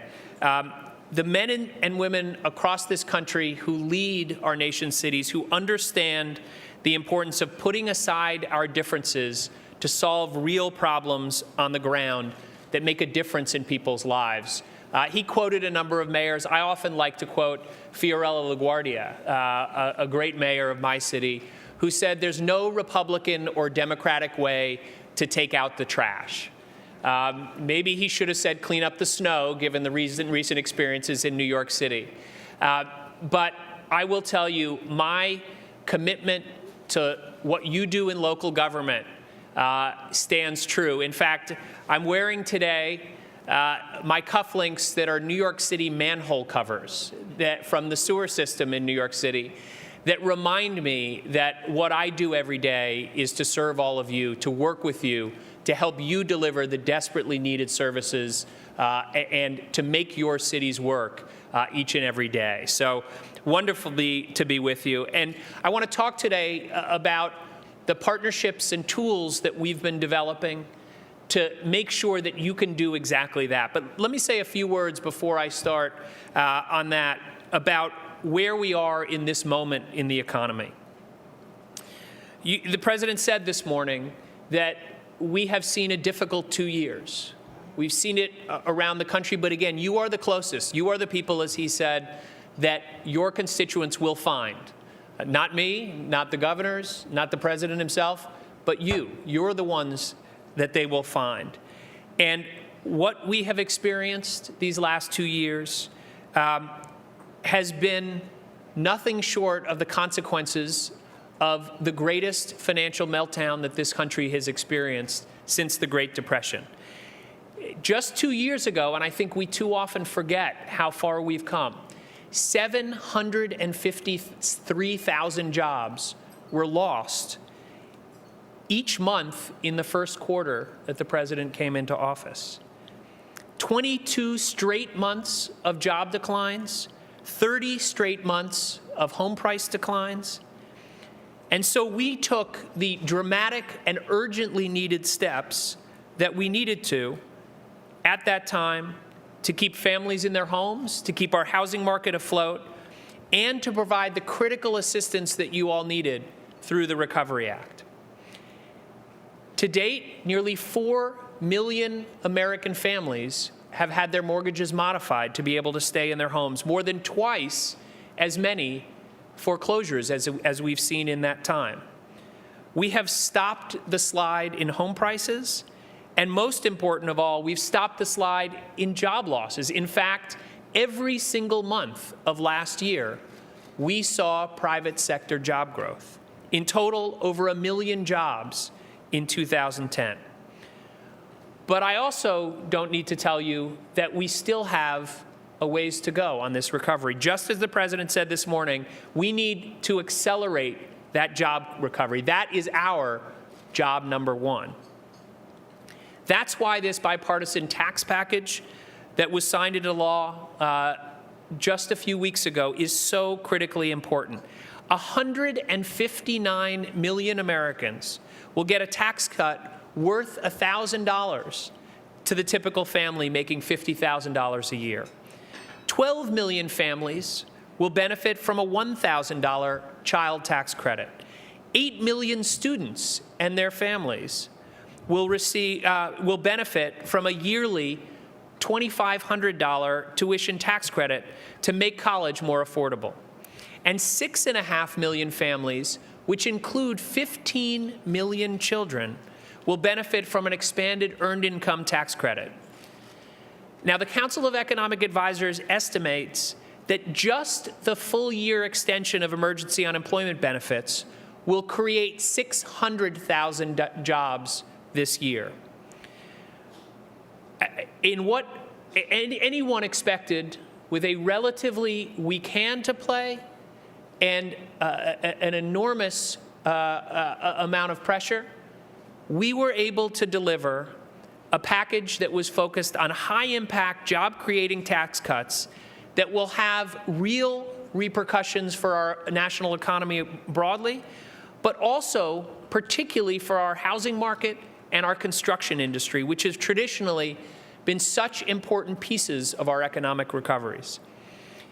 Because of this package, businesses in your communities now have new tax incentives to buy equipment and make the investments in research and development that help them hire and grow. The expensing provisions alone could generate $50 billion in additional investment in the U.S. in 2011, helping our construction industry buy the new equipment it needs to create good-paying jobs in your communities. The package also extends a tax credit of up to $2,000 for builders of residential homes that are more energy efficient. And it extends the Gulf Opportunity Zone tax credits, which will ensure that more than 6,000 affordable housing units are able to be completed and support some 13,000 construction-related jobs in communities still recovering from hurricanes Katrina and Rita.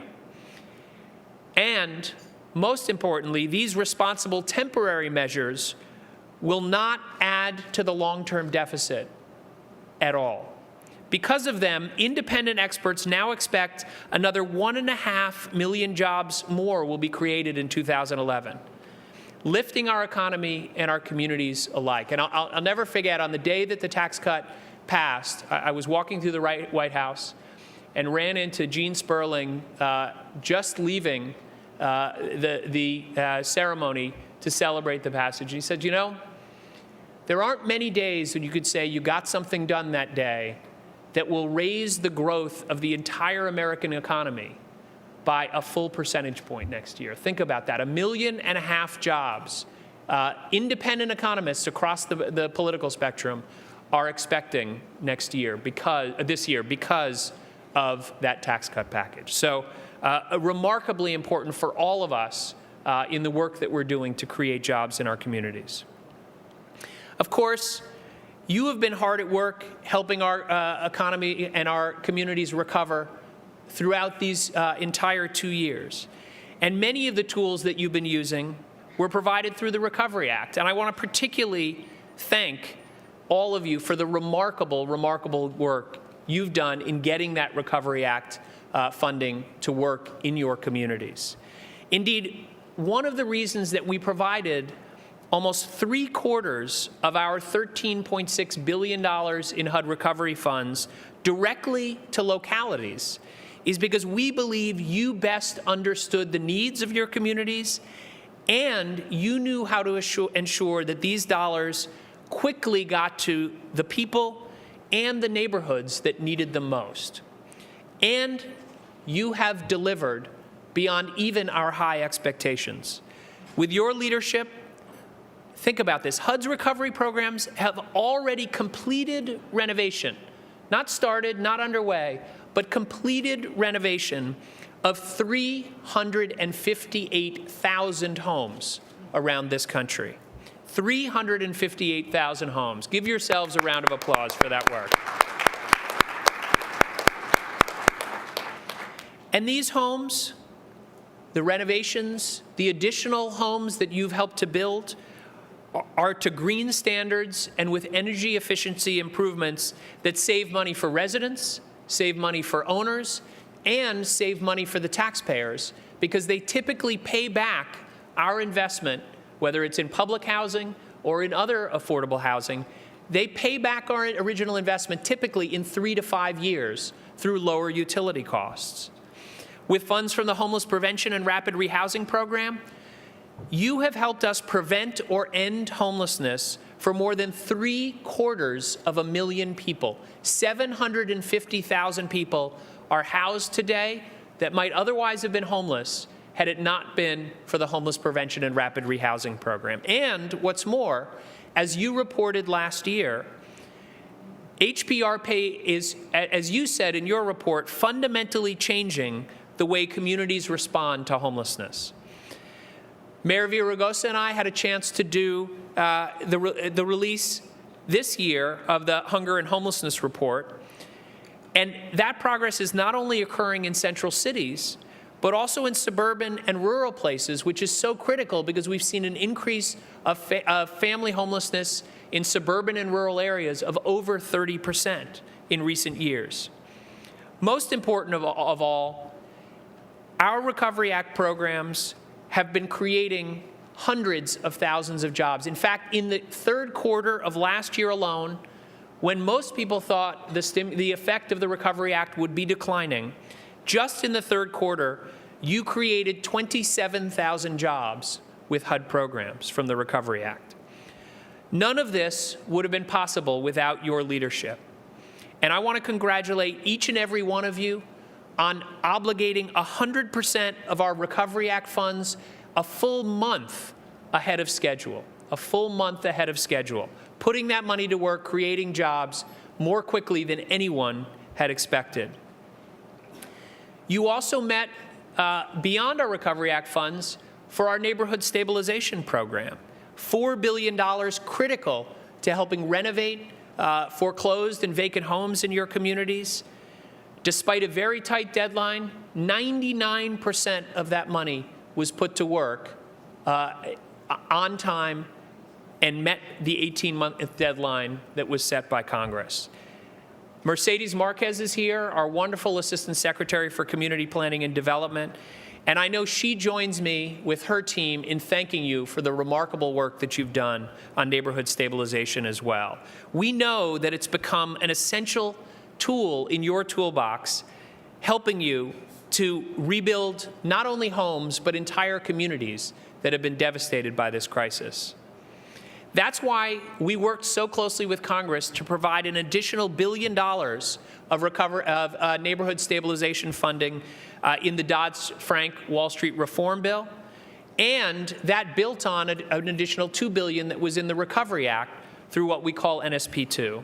But we know that the extraordinary challenges that your communities are facing using these funds, from staff shortages during a time of enormous budget cutbacks, to having to establish individual relationships with financial institutions, to having to negotiate the best price on homes, one house at a time. That's why it wasn't just enough to provide you $7 billion in neighborhood stabilization funding.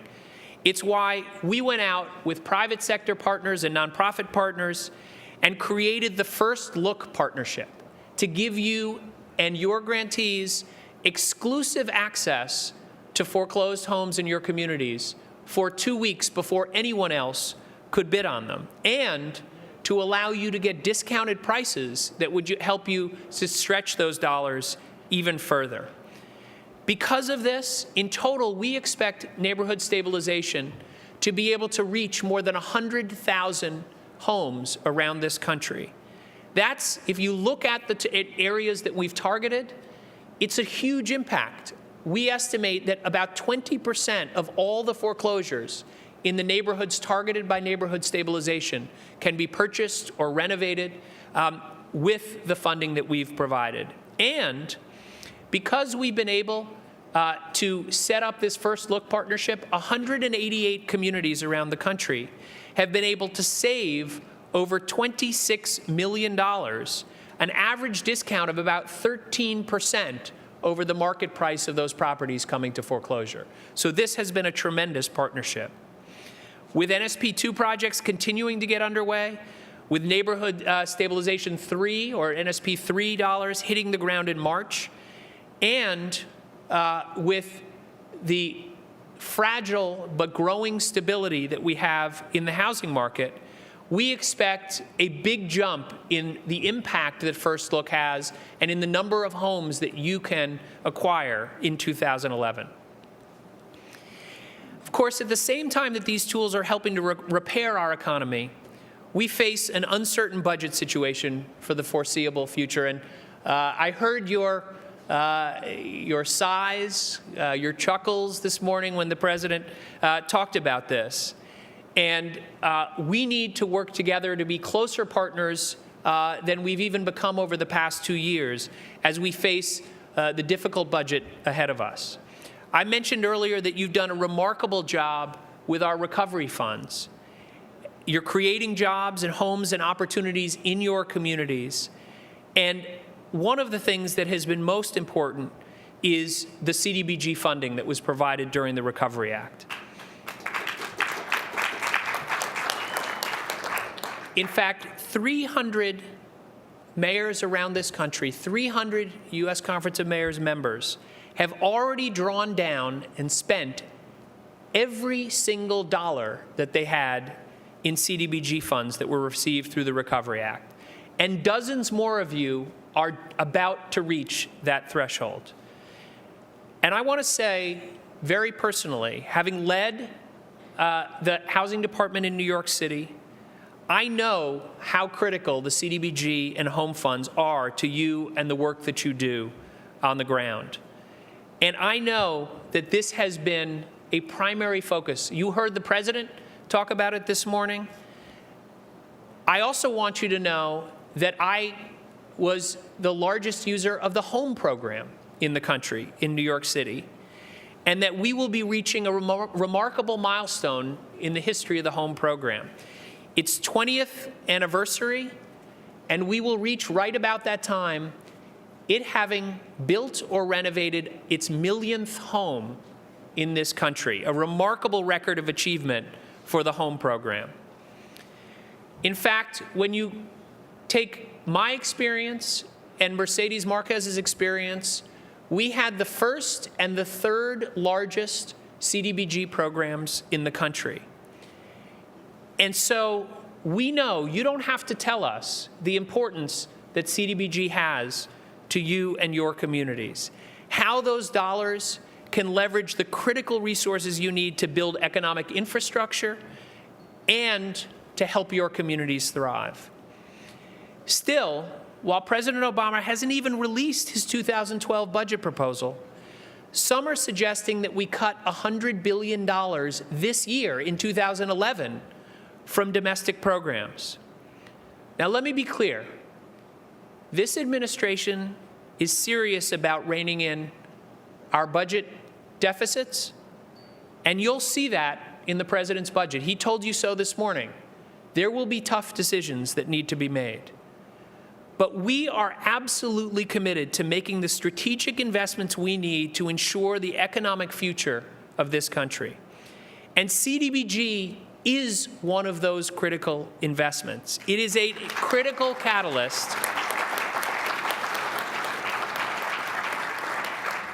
It is a critical catalyst for economic growth, helping you everywhere across this country bring retail businesses to your communities, forge innovative partnerships around childcare, and to rebuild your economies in so many different ways. In fact, our data from the Recovery Act shows that CDBG has created the most jobs per dollar of any program that was funded at HUD in the Recovery Act. In fact, at about twice the average of our programs and other programs overall. So let me be perfectly clear. When it comes to CDBG funding, I hear you and President Obama hears you loud and clear. And we need your help to get us the data, the jobs data that I just talked about, to get us the stories, to get out the real story of CDBG and how it creates jobs in your communities. That will be critical to winning the battle to ensure that CDBG remains a proud and strong investment in every community around this country. Now, you've rightly focused on how important CDBG is, but I also want to say it isn't the only area where you need to make your voices heard. HUD programs provide decent, safe housing to 4.5 million people, more than half of whom are elderly and disabled. These are programs in which just funding the same number of people each year costs more money. As rental costs and utilities and operating costs rise, just to serve those same 4.5 million people, and because they make up such a large share of HUD's budget, that is a growing cost that is critical to meet. So ensuring we continue to support those residents will be a priority. And that's why, and it will be a priority for Congress as well, that's why you and I have a big case to make on other innovative initiatives that we have put in place together to follow the innovative things that you've been doing in your communities and to support the work you're already doing to prepare your communities and your economies for the future. The first of these is on sustainability and green jobs. I don't have to tell this audience how important this is to our economy. Green construction spending already supports more than 2 million jobs and generates more than $100 billion in GDP and wages. And over the next 4 years, it will support nearly 8 million jobs and generate more than $500 billion in economic activity. On Tuesday, I joined Mayors Tom Barrett of Milwaukee, Mike McGinn of Seattle, Jean Quan of Oakland, and Angel Taveras of Providence to promote green cities and green jobs during the White House Emerald Cities Conference. And what I heard was crystal clear. Sustainability isn't just about green roofs and energy-efficient buildings.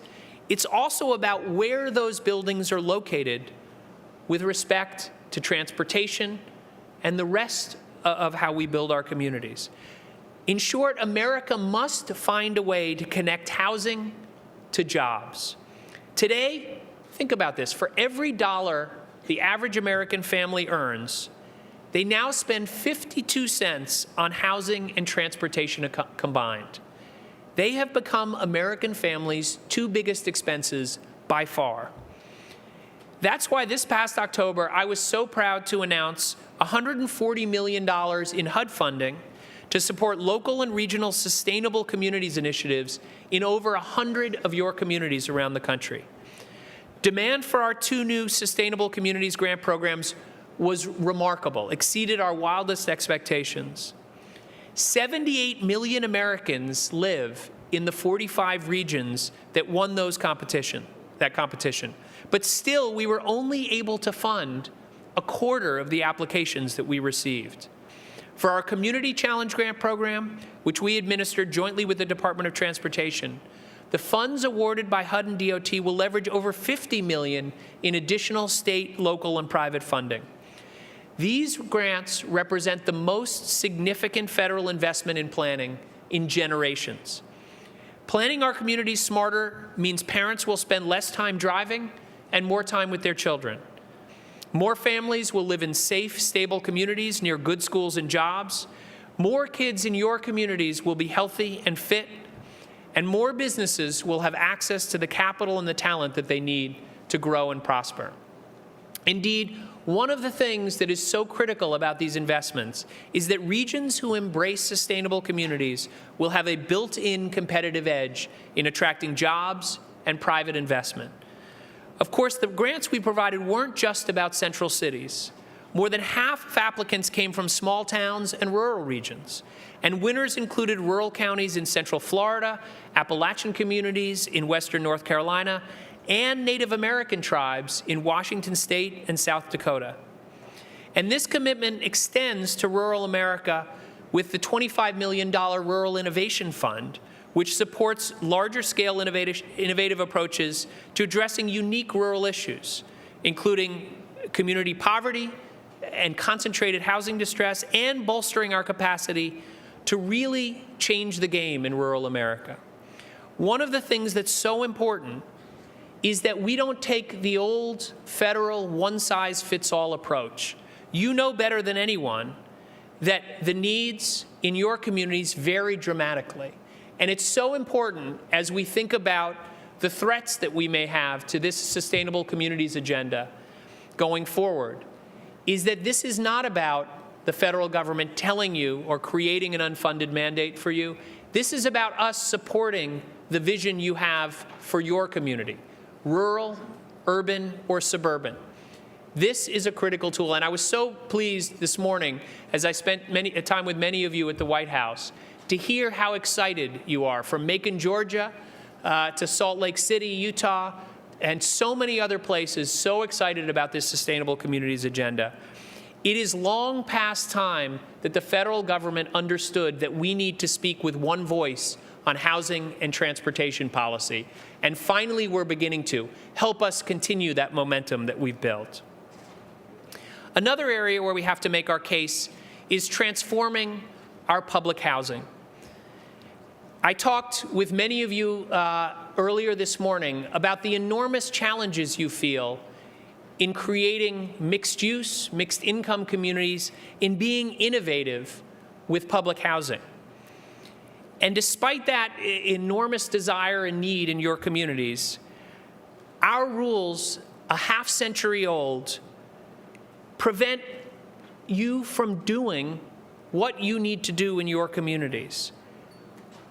It stops anyone but the federal government from being able to finance the improvements that you need in public housing.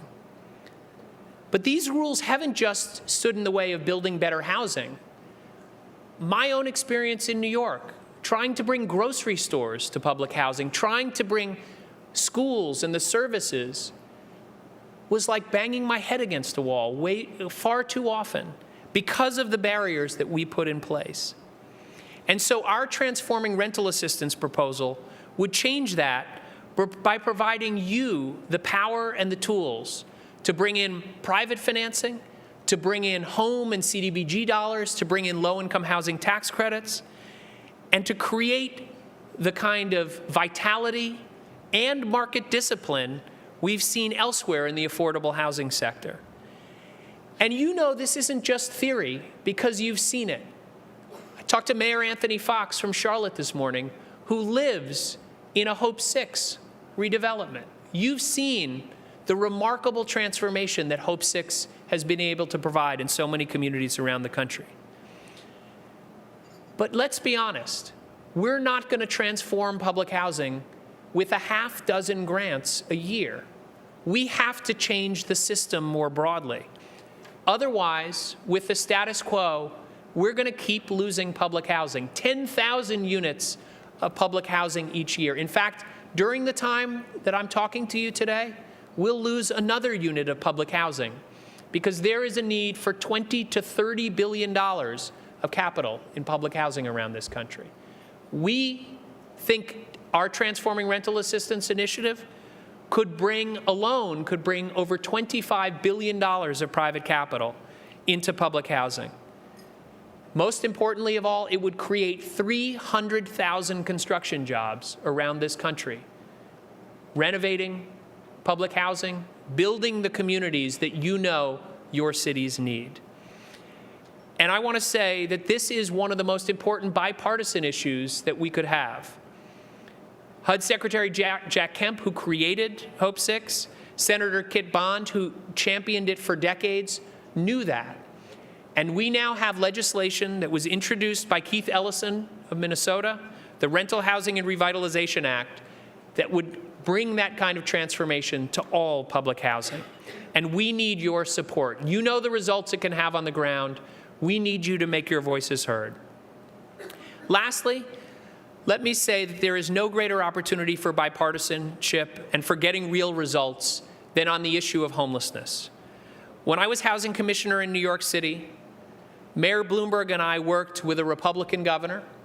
Now, I often like to joke that I know bipartisanship. In fact, I've worked for all three parties, and that was just under one mayor in New York.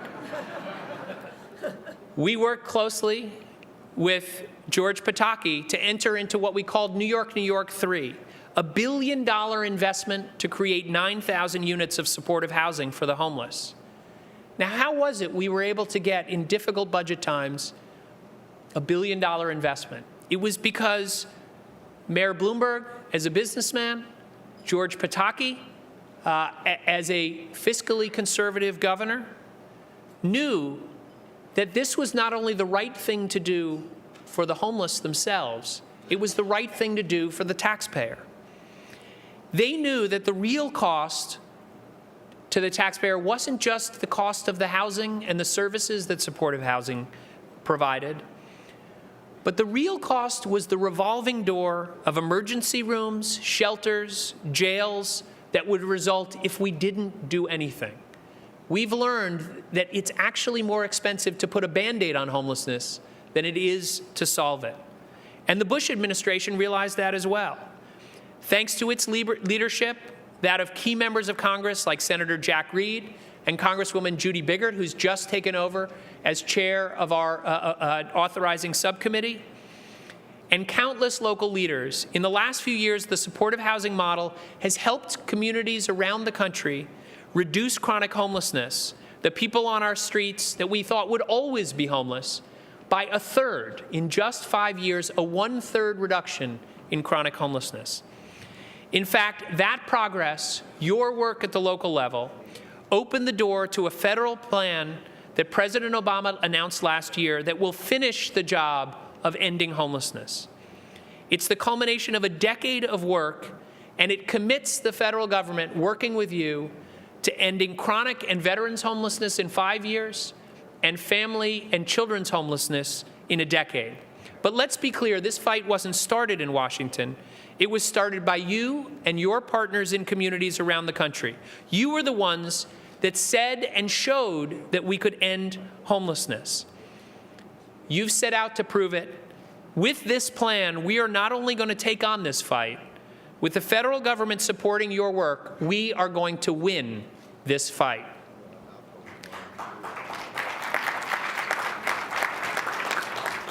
Next Wednesday, I'll be joining thousands of volunteers in nearly 4,000 cities and counties to conduct a national one-night count of homeless persons and families. This point-in-time count is essential to having the clearest possible understanding of the scope and breadth of homelessness and to measuring our progress toward ending it.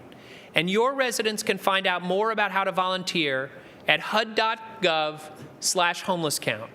We're urging every community to participate because good data is essential to measuring what works, what doesn't, and what we need to do better. You heard the President this morning say the key guiding principle in these budget fights we have ahead of us is we need to demonstrate what works and stop doing what doesn't. And we need the data in CDBG and homelessness to show what works. So we're urging every one of you to join this count. I personally will be on the streets in Washington. I would urge all of you to get your communities out to help us. Some wonder whether we can make progress in a country this divided. But whether the issue is tax cuts and programs like CDBG that create jobs, putting people to work rebuilding our public housing, proven strategies that prevent and end homelessness, or new tools that help communities that share problems finally start sharing solutions, I'm confident we can not only make progress, but history. Ensuring we do starts with the men and women on the front lines of our communities. It starts with the leaders here today in this room. It starts with you. Thank you for the opportunity to be your partner in that fight. thank you for everything that you do across this nation every day. I look forward to continuing our work together in the months and years to come. Thank you.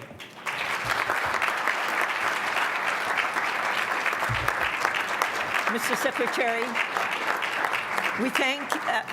we thank you for being here. And one of the things that the mayors would like, probably if you could take one or two questions, but there's a very pressing question on the minds of all the mayors, and if you could address that, and then we'll go to the floor for a question from them, because we have other members who are going to be speaking. But the document that I hold here and is going to be up there, the Republican Study Committee issued their Spending Reduction Act. Can you tell us what is the process and what does this mean? Because we see reductions in the Community Development Block Grant, which says it's an elimination. So could you talk to us about that, please, Mr. Secretary? Because it is right up there now. I mean, this has been out yesterday, and everybody's gotten a copy, and everybody is of great concern.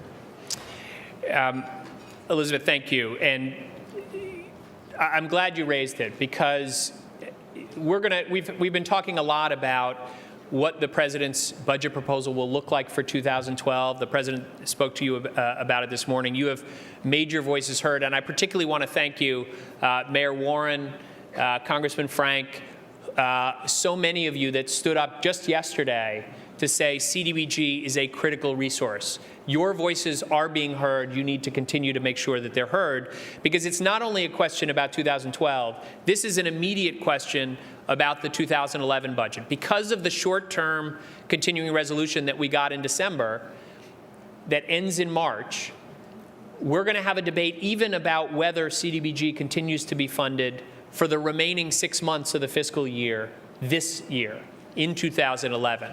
And so this is going to be a critical discussion. What this document does, frankly, I will say honestly, doesn't surprise me. As I said, I was running the largest CDBG program in the country in New York City when it was proposed during the last administration that CDBG be eliminated completely.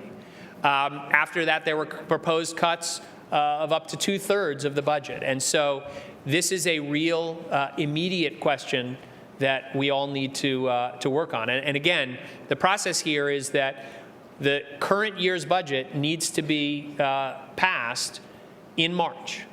And it may be a continuing resolution. It could be something that cuts substantially. And you've heard, as I said in my remarks, a proposal of a $100 billion reduction this year in domestic discretionary spending, not in 12, but in 11. And that's really what we need to make sure of, is as we're looking at 2012, we're also focused on protecting CDBG this year. And I would say, again, protecting not only CDBG, but the other critical resources that we've provided. Okay. Mr. Secretary, can you take one question? I know your time is very precious and limited, and we really appreciate your being here. But can you take one question? Happy to take one question. I don't want to keep other folks who are waiting. Yes, Mr. Secretary, my name is Jimmy Delshad, Beverly Hills Mayor.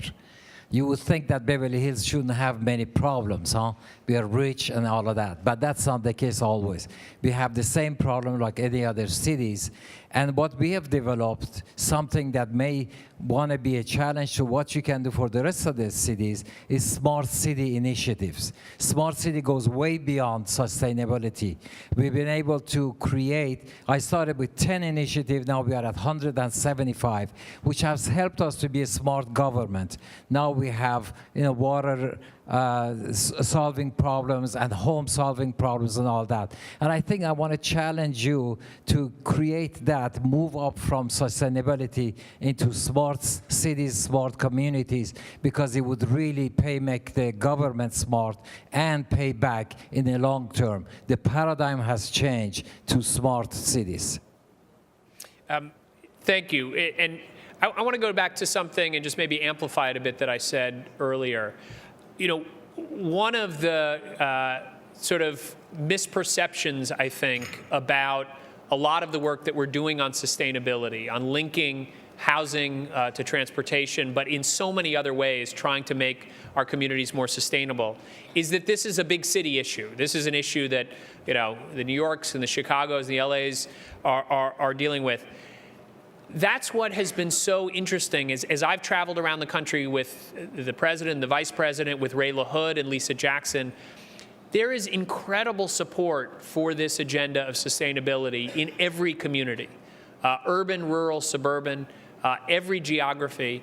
And we need to make sure that that's heard. And what's heard is that we are supporting your vision because you know, we learned with urban renewal, with many of the historical programs that HUD and other agencies created, that you can't have just a one-size-fits-all policy. You can't think of your communities as having the same needs. And so what was so different about this process that we put in place for sustainable communities is we're asking you to tell us what your communities should look like. What's your vision? If it's a small cities vision, we want to fund that. If it's focused on arts-based community development, which we've seen in many communities is the best way to generate economic activity, then we want to fund that. We want your ideas, and we're here not to dictate to you what your community should look like, but as a real partner. And I think that that's something, Mayor Becker and I from Salt Lake, we're having this exact discussion at the White House this morning. We need to get that word out because there's still too many, particularly in Congress, who think of federal planning support as modeled on the urban renewal approach. This is a very different approach that is based on your vision, whether it's a small cities approach or anything else. We need to make sure, particularly the newest members of Congress who aren't familiar with these programs, that they hear that and understand that this is reaching every region, every size community, and it's about your vision, not about a federal government that's dictating. It's a partnership approach, and it's so important. So thank you all so much. Look forward to seeing you very soon. We'll be working with you. Thank you. Thank you so much, Mayor Warren. Thank you so much, Secretary Donovan. We will get to you the data you need, and we'll continue to work in partnership as we move through. Mayors and business partners, Mayor Annise Parker, the new chair of our Criminal and Social Justice Committee, will introduce our next speaker. Mayor Parker.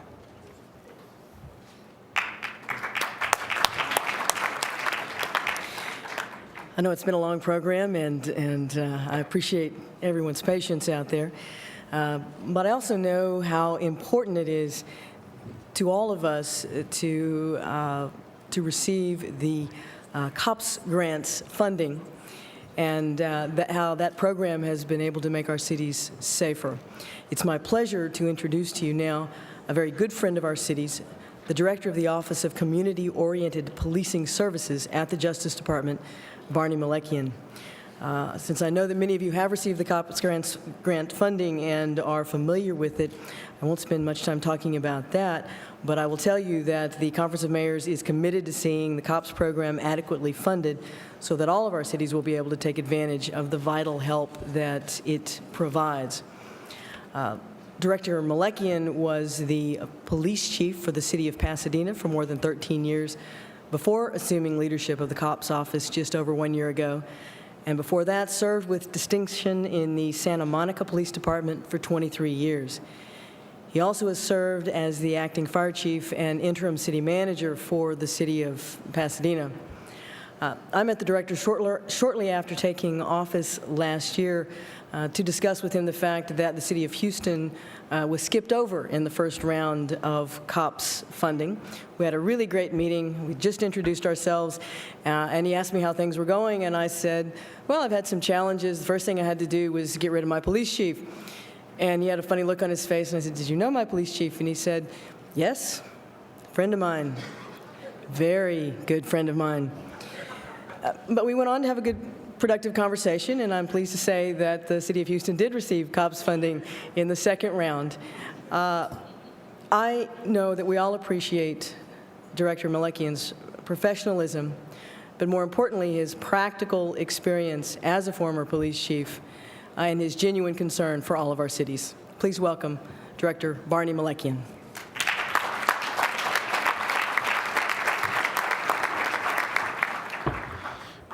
Thank you, Mayor Parker, for that kind introduction. It's been a pleasure to watch your leadership of the city and of the department, and to watch the changes that are occurring there. I'd certainly also like to thank President Couch for her leadership and the opportunity to be here today. You've heard two significant speakers talk about national and international trade and the importance of that, and the importance of housing and its impact on America's cities. Joel Kotkin, in his book, The City, said that to be viable, a city needed to be three things. It needed to be sacred, it needed to be safe, and it needed to be busy.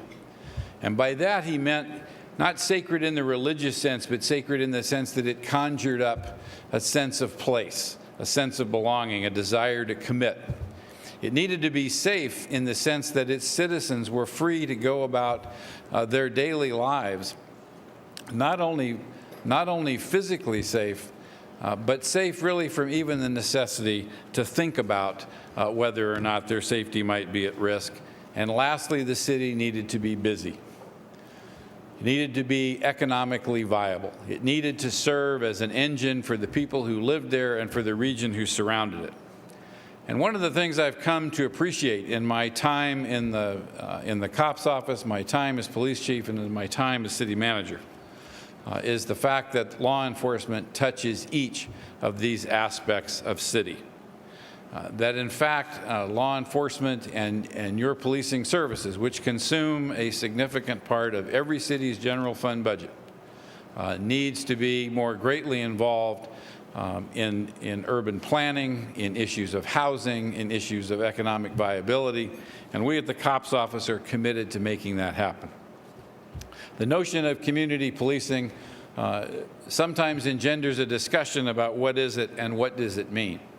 And I would suggest that it is really nothing more than the act of your police department building relationships with the people that they serve and ensuring that we can solve their problems. And to that end, the COPS office remains committed to that. From the time of its inception, the office was intended to advance public safety through community policing. Most of you, I suspect, are very well aware of the hiring grants. Most of you, I suspect, at one time or another have been the recipient of those. And in the 90s, when this program started, and we were able to fund 90 to 95% of the cities that applied, that was sort of one reality. But the reality today is that in spite of over $1 billion being infused into the 2009 budget as part of the Recovery Act, an additional $298 million in hiring funds in 2010, the demand, because of the economic impact that has landed on America's cities, we funded 14% of the agencies that applied in 2009 and 8% of the agencies that applied in 2010. The reality going forward is that the office, in partnership with you, needs to help redefine what it is that the office will do and how the office will serve your cities. The fact of the matter is that as we go forward, and the chiefs and sheriffs of this country who have walked in and told me stories about what is going on in their cities, cities with high violent crime rates still laying off 40 to 50% of their sworn force, cities of substantial size closing their doors or contracting with the local sheriff, cities merging resources or personnel in an effort to control costs. The list goes on and on. And the reality is that the federal government in its entirety, or the COPS office in particular, is not going to be able to fix that. But what we can do, and what we are committed to do, and what I want to talk to you about just briefly today, is to approach this issue of where policing is going to go and how we can support that and support your efforts to gain greater cost efficiencies in your cities and with your police departments. I believe, and I've been in this business for a long time, and professionals who have studied this business for a long time believe that over the next several years, The delivery of policing services in this country is going to fundamentally change in ways that are not fully clearly defined yet. But I believe, for example, that there are areas, and I want to address a few of them, that may provide opportunities and may provide things for you and the police chiefs and sheriffs who work with you to consider. There is no question that the sharing of regional resources is going to become the norm as we go forward. That does not necessarily mean a merger of agencies, but certainly a sharing of commonly held administrative needs. For example, internal affairs sections or other administrative actions, detective sections could very easily be blended to share resources. The issue of the delivery of non-emergency patrol calls for service, greater use of technology to get information from citizens in a way that does not necessarily demand that one or two highly paid professionals respond at random intervals to a citizen's request for service. The issue of scheduling appointments, the issue of making greater use of civilian employees, and the issue of greater involvement of citizen volunteers. I spent some time earlier this year talking with members of the Denver, Colorado Police Department about what they have done in terms of expanding their base of volunteers, including using those volunteers in a number of non-technical issues. In a number of sort of technical areas of expertise that they bring with them from the private sector. The challenge, really, of policing and what it means, particularly as it gets redefined, is that very often the truth or falsity of the Constitution, the truth or viability of each of your individual governments, is often determined by the actions of your police department and how they interact with citizens. Very often they are the only arm, outside of snow removal perhaps, they are the only arm of city government that many citizens ever see. Very often they are the ambassadors of your city in a way that you may not fully appreciate. At the COPS office, we are committed to this idea that part of our responsibility, besides the availability of hiring grants, is the issue of training and technical assistance that we provide to law enforcement agencies across the country. As we go forward into 2011, we are going to make some significant changes in terms of our grant process and about how that's going to work. There will be a much more comprehensive application. There will be an emphasis on regional or multi-agency partnerships. We, like every other federal agency in this new environment, it is not enough to say that the COPS office funded X number of departments or that the COPS office made available the ability of cities to hire X number of officers. The reality is that we have to be able to point to what did those officers accomplish. It is not enough to say that since January 1st of 2009, over 3 million publications have been distributed to police departments across the country. But what savings did city realize? What value for those publications came from those agencies? And so part of our application process beginning this year will be to measure community policing at the beginning of the grant and at the end of the grant. And to begin to collect data to say that community policing, the building of relationships and solving the problem, is in fact doing what we want it to do, which is to advance public safety.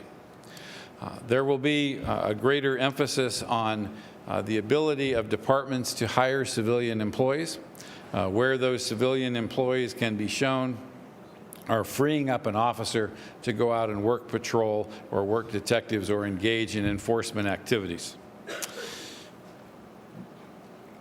As we measure what it is, probably more than anything else, we will be asking your chiefs and your sheriffs and your cities to articulate what problem would you like us to solve.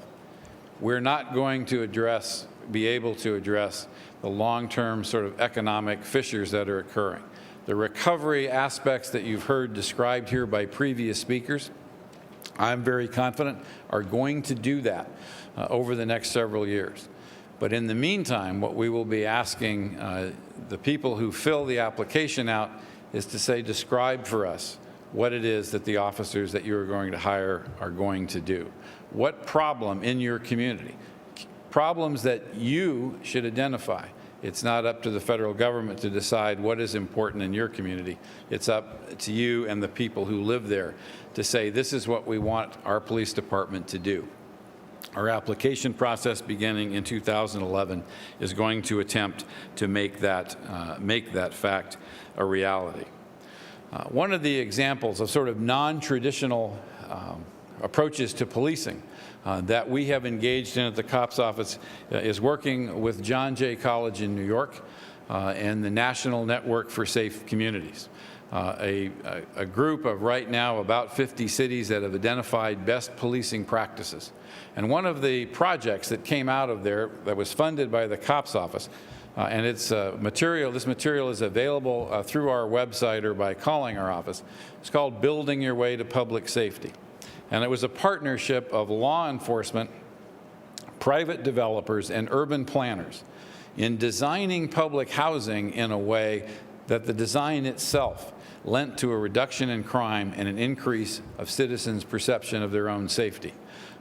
It was done so in a way that did not result in a significant increase of the police budget, but did result in a decline in both calls for service and in actual crimes committed.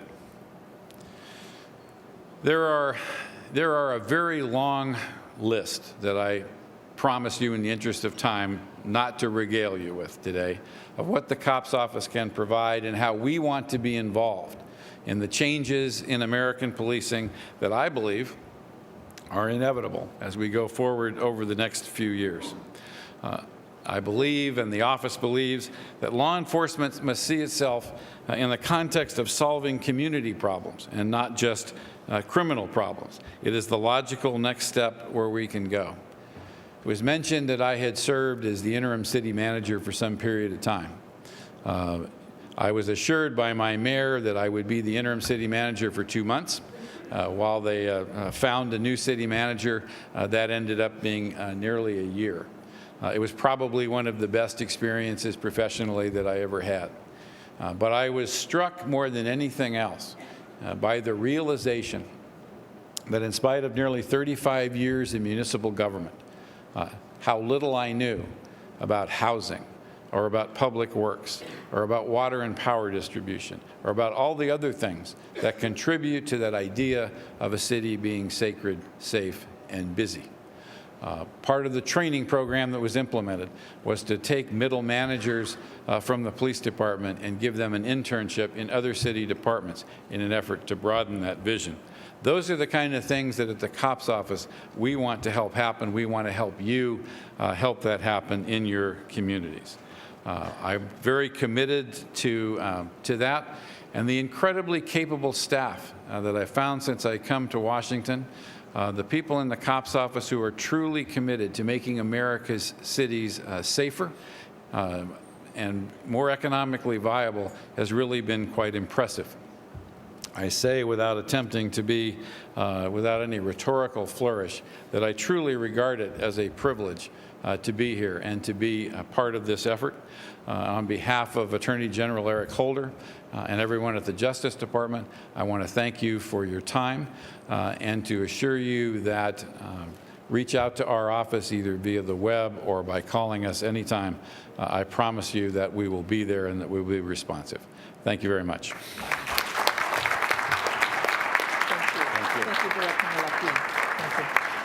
Thank you, Director Merlekian, and thank you, Mayor Parker, for all that you do. Our Environmental Committee Chair, Ashley Swearingen, had to catch a flight to go back home. So she had asked me to announce our Cans for Cash winners and introduce our next speaker. The conference is proud to partner with Novalis and Keep America Beautiful to promote aluminum can recycling through our Cans for Cash City Recycling Challenge. This year, the cities that participated in the challenge collected more than 3 million pounds of aluminum during the month of October.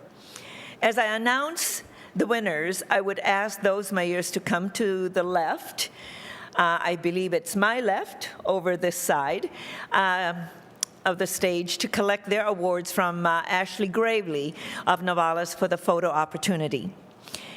The $5,000 winners in the most cans collected are Mayor Acquetta, Warren, and the city of Fontana, California, Mayor Tom Barrett and the city of Milwaukee, Wisconsin, the city of Richmond, Indiana, Mayor Sally Hutton, and the city of University City, Missouri, Mayor Shelley Welch.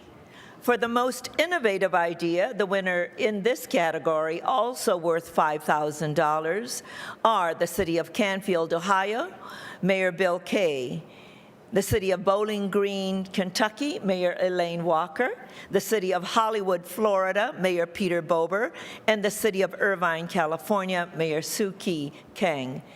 In a third category, cities partnered with their local Keep America Beautiful affiliate. The $5,000 winners are the city of Sidney, Nebraska, Mayor Wendell Gaston, the city of Mobile, Alabama, Mayor Samuel L. Jones, and the city of Brownwood, Texas, Mayor Stephen Haynes. Congratulations to all the winners, and thank you to Nogales. Thank you so much.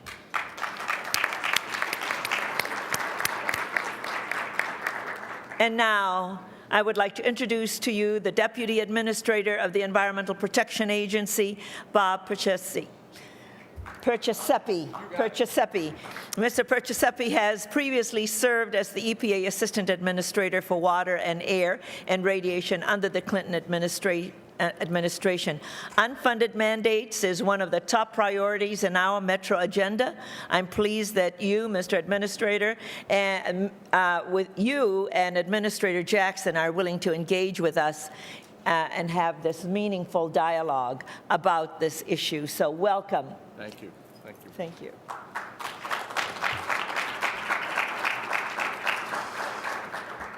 Thank you all. And Mayor Couts, thank you so much for your leadership with the Conference of Mayors and also for your time now serving on the Local Government Advisory Committee for EPA. And it means a lot for us to have the conference's leadership actually on our advisory committee. And I hope that that's going to continue to bear a lot of fruit on many of the issues you just were alluding to. And I want to thank all of you for all the work that you do in the cities that you are elected the mayors of. And despite all the different experiences and backgrounds that we all have, both between yourselves and between EPA and you, we have done quite a bit of work on the environment together. We are also very excited, as the Secretary mentioned earlier, Secretary Donovan, about the EPA, HUD, and DOT partnership at the federal level. We are working together as three agencies as we never have before, and it is a very exciting time.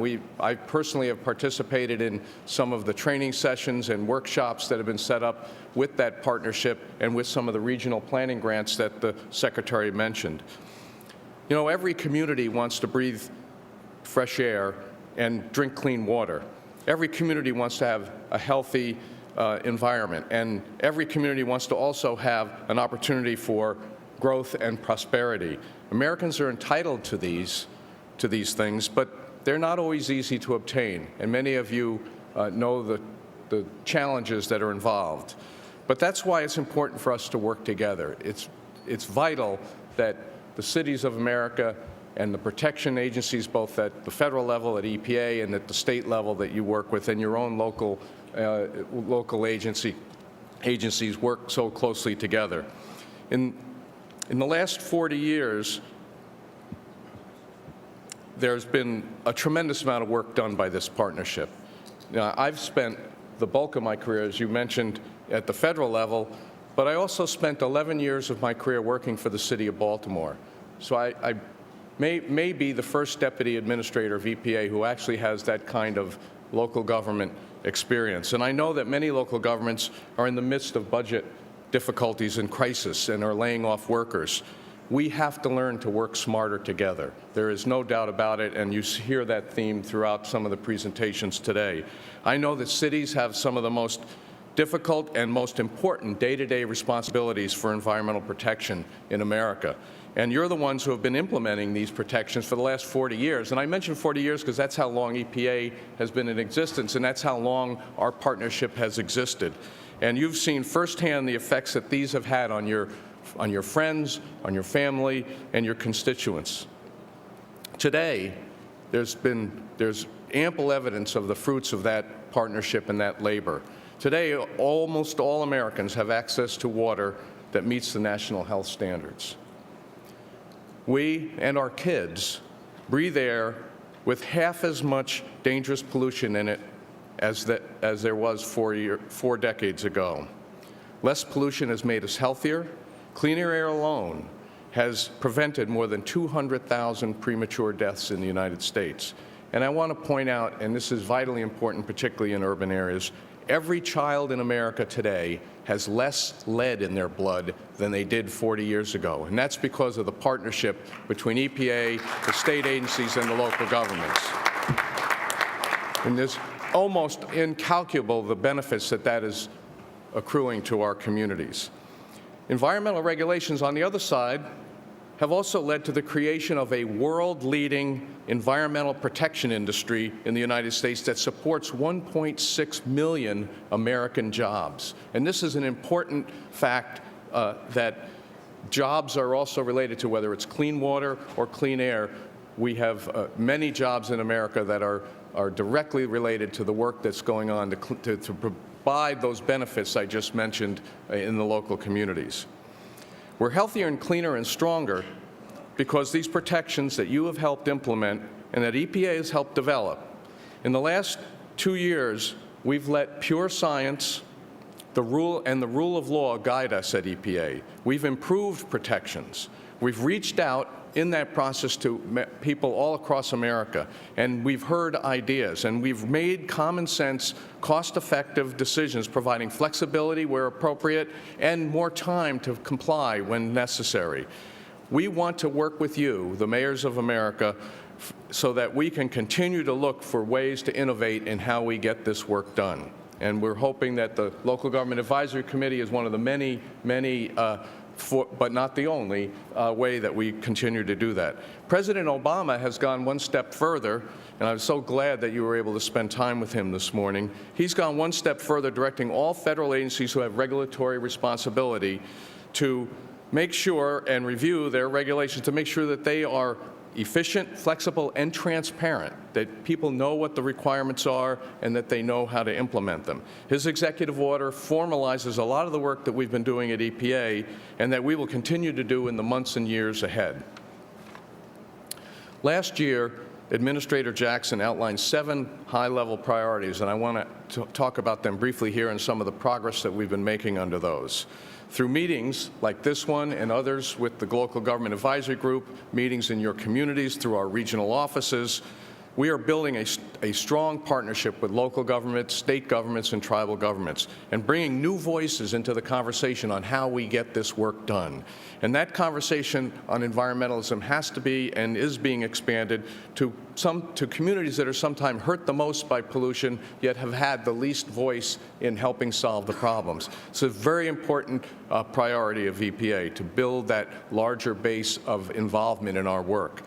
We're also taking action on climate change. Mayors have often led the way in this work with efficiency programs and local recycling programs, all of which have reduced energy and reduced, therefore, the emissions of greenhouse gases.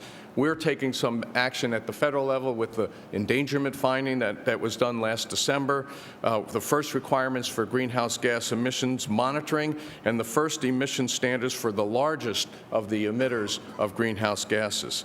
And we're taking common sense approaches, looking at efficiency and as a primary tool at the early years of this program.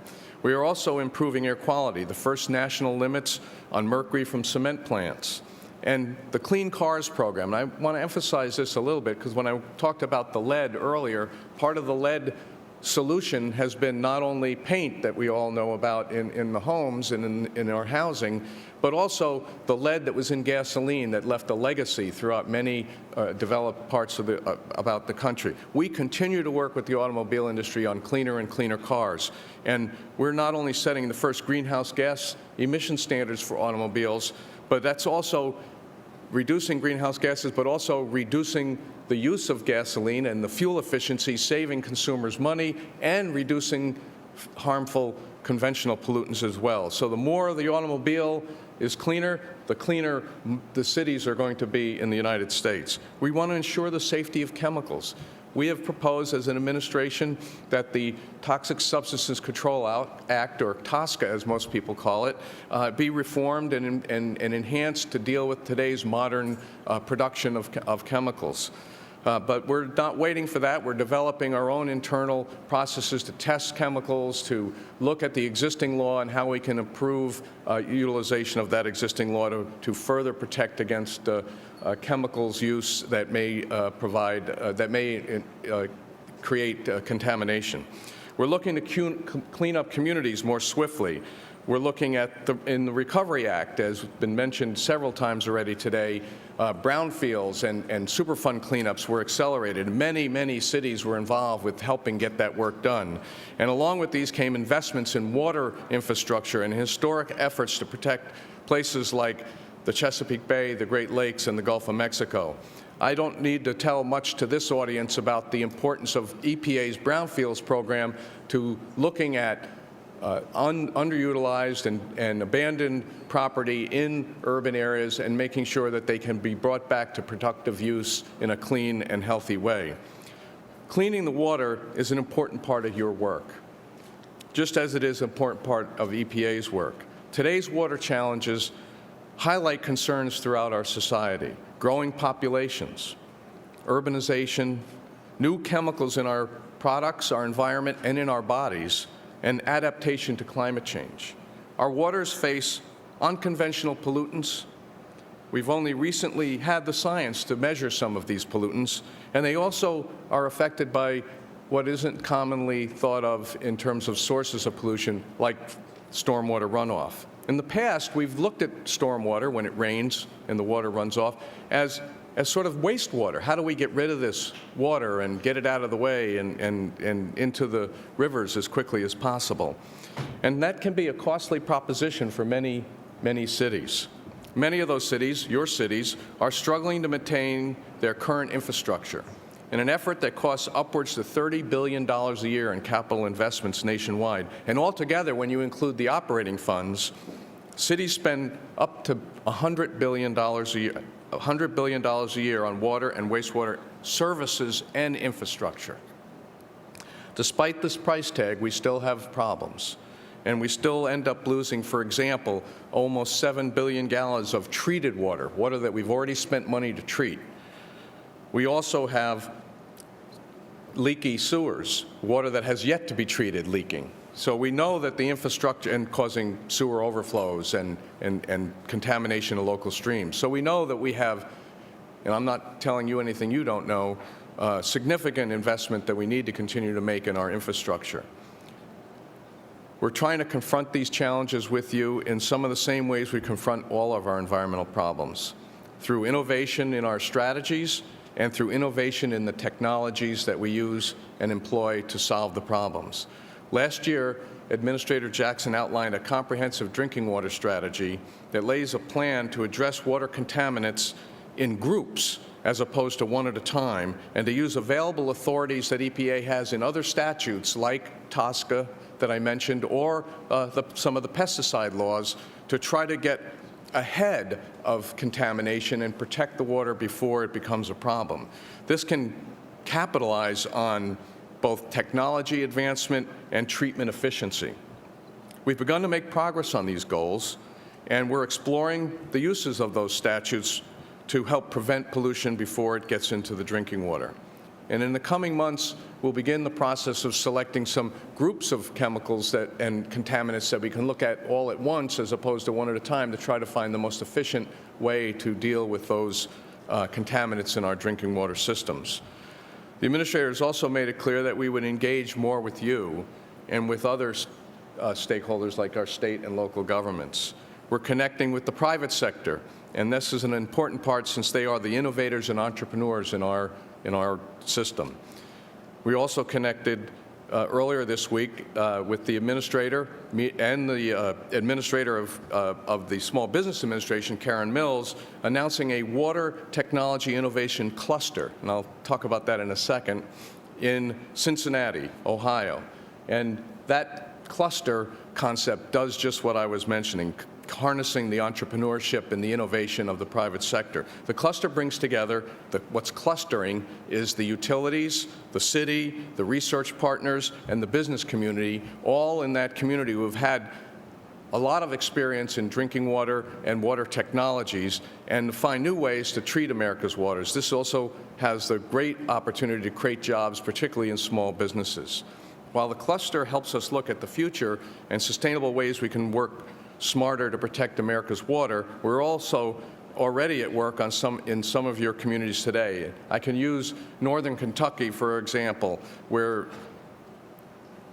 expensive stormwater projects were being looked at, but in faced with some of these expensive projects, the communities that were growing rapidly came to EPA in our regional office to look for ways to address some of these overflows, particularly stormwater overflows and sewage overflows, and to help sustain a growing economy at the same time. So instead of investing in some of the traditional treatment approaches, they've used some of that same money and spending the same amount of money on new green infrastructure techniques that addressed a whole host of concerns in the community, not just reducing the overflows or treating the stormwater. They created a network of green streets and managed their stormwater in a way before it became pollution. They looked at that also calmed traffic and made communities more livable and created a healthy, more desirable community environment that is also a good for a business perception of the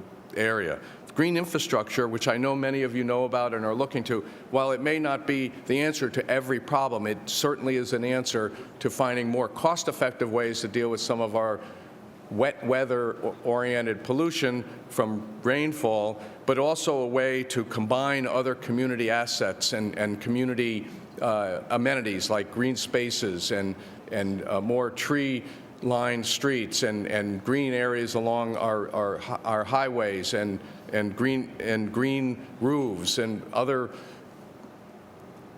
enhancing both from an aesthetic as well as a pollution and local climate perspective. This is a process that we're learning to do. This is a process that we're going to learn more from you as we go along, and we are excited to be able to continue to push forward on this initiative in ways that will help be more cost-effective and efficient in our work.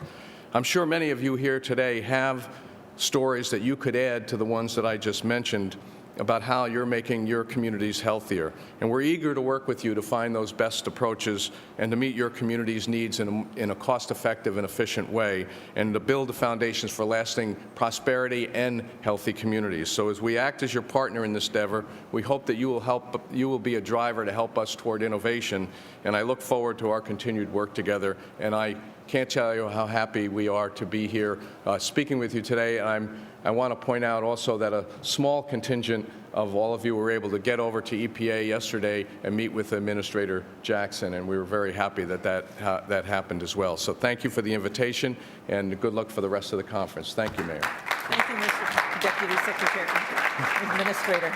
Okay, thank you very much. And now, we need to move forward. Our next speaker will be introduced by our Vice Chair of our Metro Economies Committee, Mayor John Dickert of Racine. Mayor. Good afternoon, everyone. My name is John Dickert. I'm the mayor of Racine, Wisconsin, and vice chair of the United States Conference of Mayors Metro Economics Committee.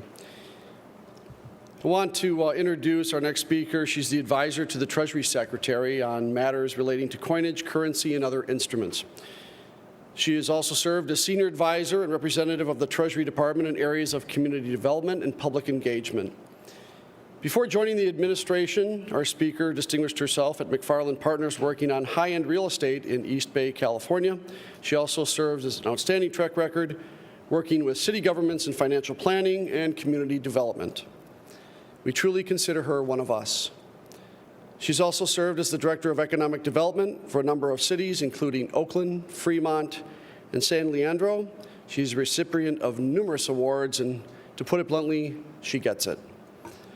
Today, she is here to speak to us about the federal efforts that have created hundreds of thousands of jobs in local communities across our nation. Build America bonds, Recovery Zone bonds, New Market Tax Credit programs. I want to thank the administration for their efforts in helping the U.S. Conference of Mayors in the expansion of the New Market Tax Credits that we're working on. We saved the best for last. Please join me in extending a warm welcome to our true friend, United States Treasurer Rosie Rios.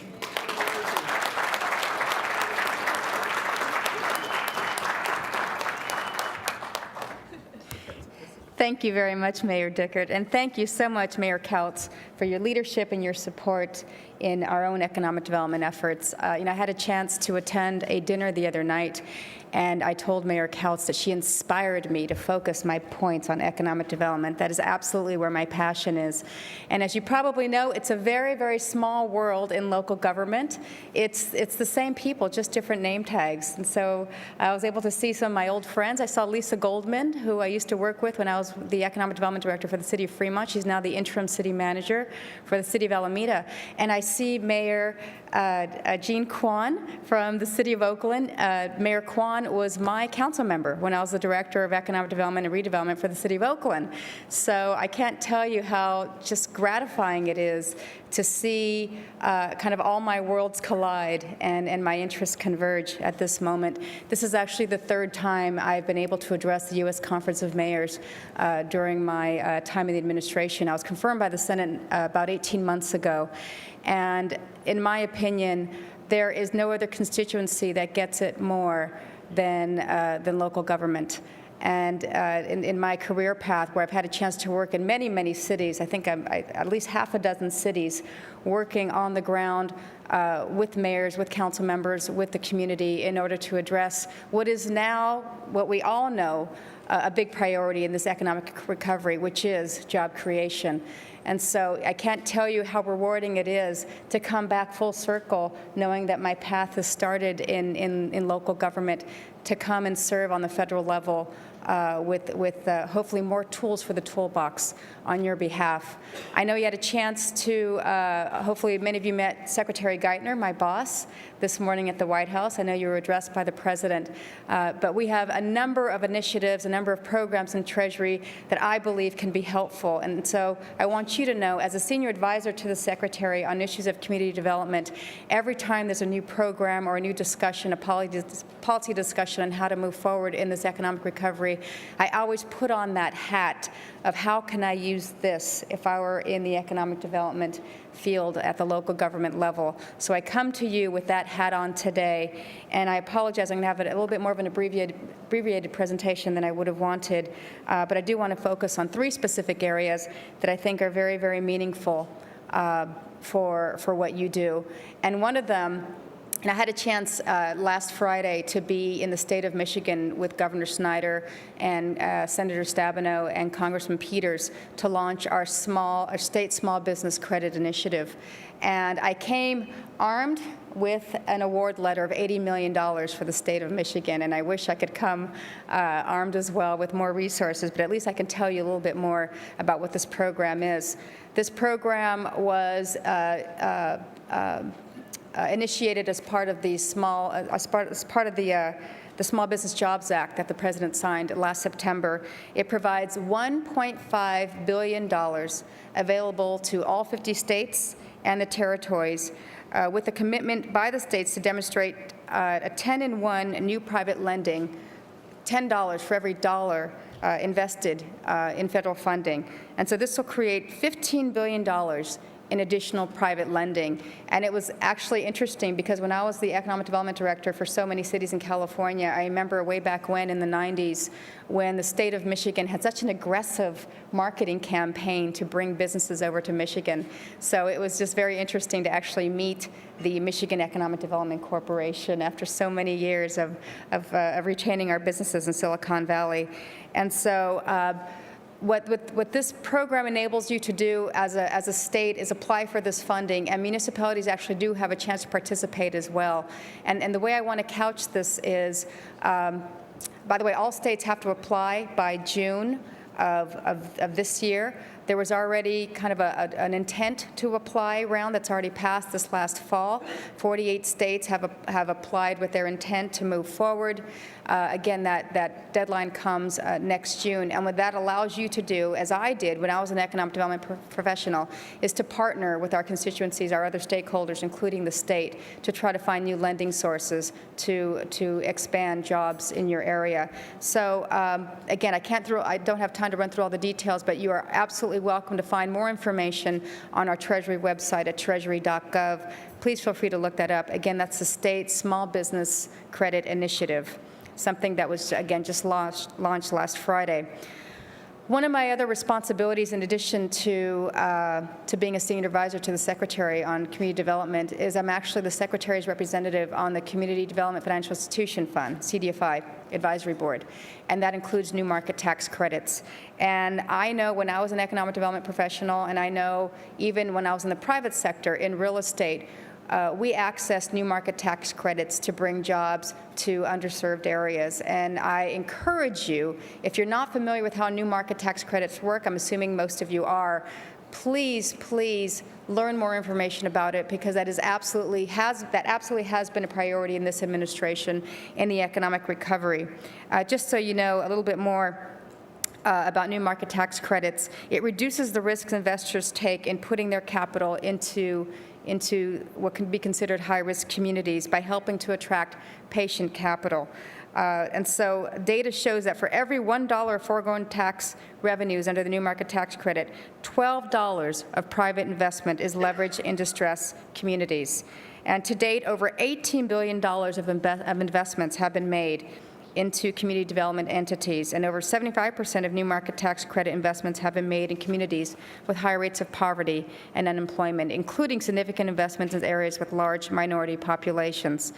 So another $3.5 billion for the 2011 round is available, and the application will be released in May. So please keep an eye out for that. Again, more information is available on our treasury.gov website. I can't tell you what a powerful tool that has been for urban revitalization. You just heard Secretary Donovan talk about urban renewal. I can tell you this is one of those tools that will be most helpful to you at the federal level if you haven't had a chance to access that yet. I want to know, just by show of hands, how many people have used new market tax credits in your communities?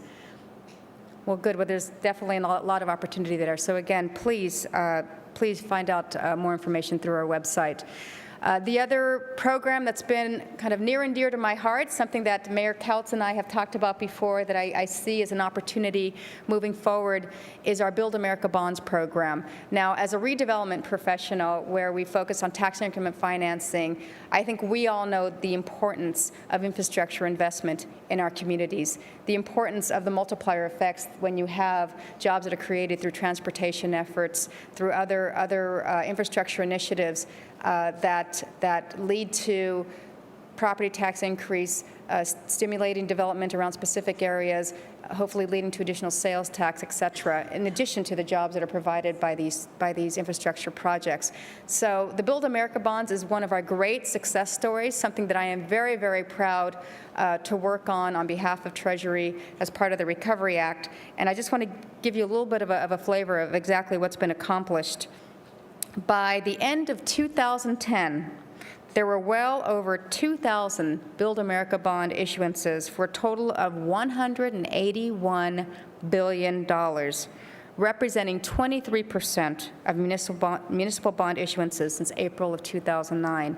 Again, a lot of great success stories. I was able to visit a lot of areas around the country, the mayor of Dallas, Mayor Daley in Chicago, really working and promoting the use of these bonds, which I know many of you have said you would like to see continue. You may know that the Build America Bond Program was not approved as part of the tax discussion in this last round, but I am here to tell you that in the fiscal year 2011 budget proposal, there is a program in place in the proposal to make the federal subsidy for the Build America bonds permanent at a 28% rate versus a 35% subsidy that was part of the initial program.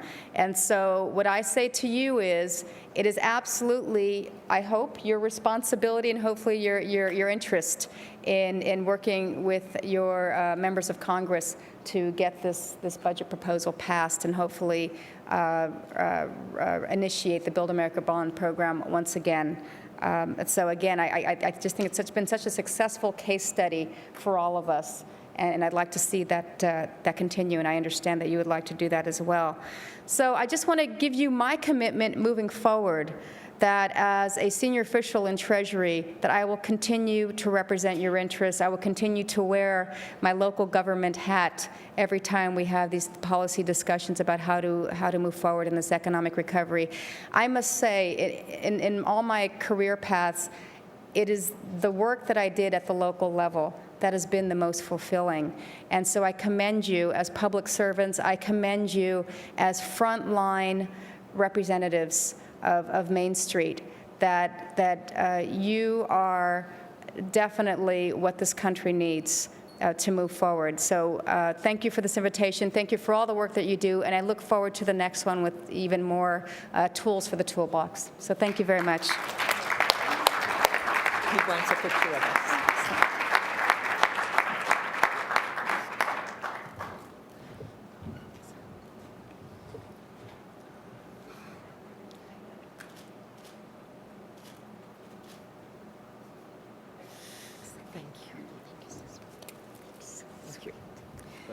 Yeah. Thank you, Treasurer Rios. We are so happy that you're one of us, and that you will always be looking out for what will help us to continue to ensure that we build strong economies in our city. And thank you for the tools that you provide for us. We'll work with you. Thank you. And thank you, Mayor Dickert, for all of your help. Thank you. And for all of you who sat through and waited and stayed engaged, I can't thank you enough. Thank you for being at our winter meeting. Our winter meeting is now adjourned. Travel safely, and we will see you at our annual meeting, if not before. Thank you so much.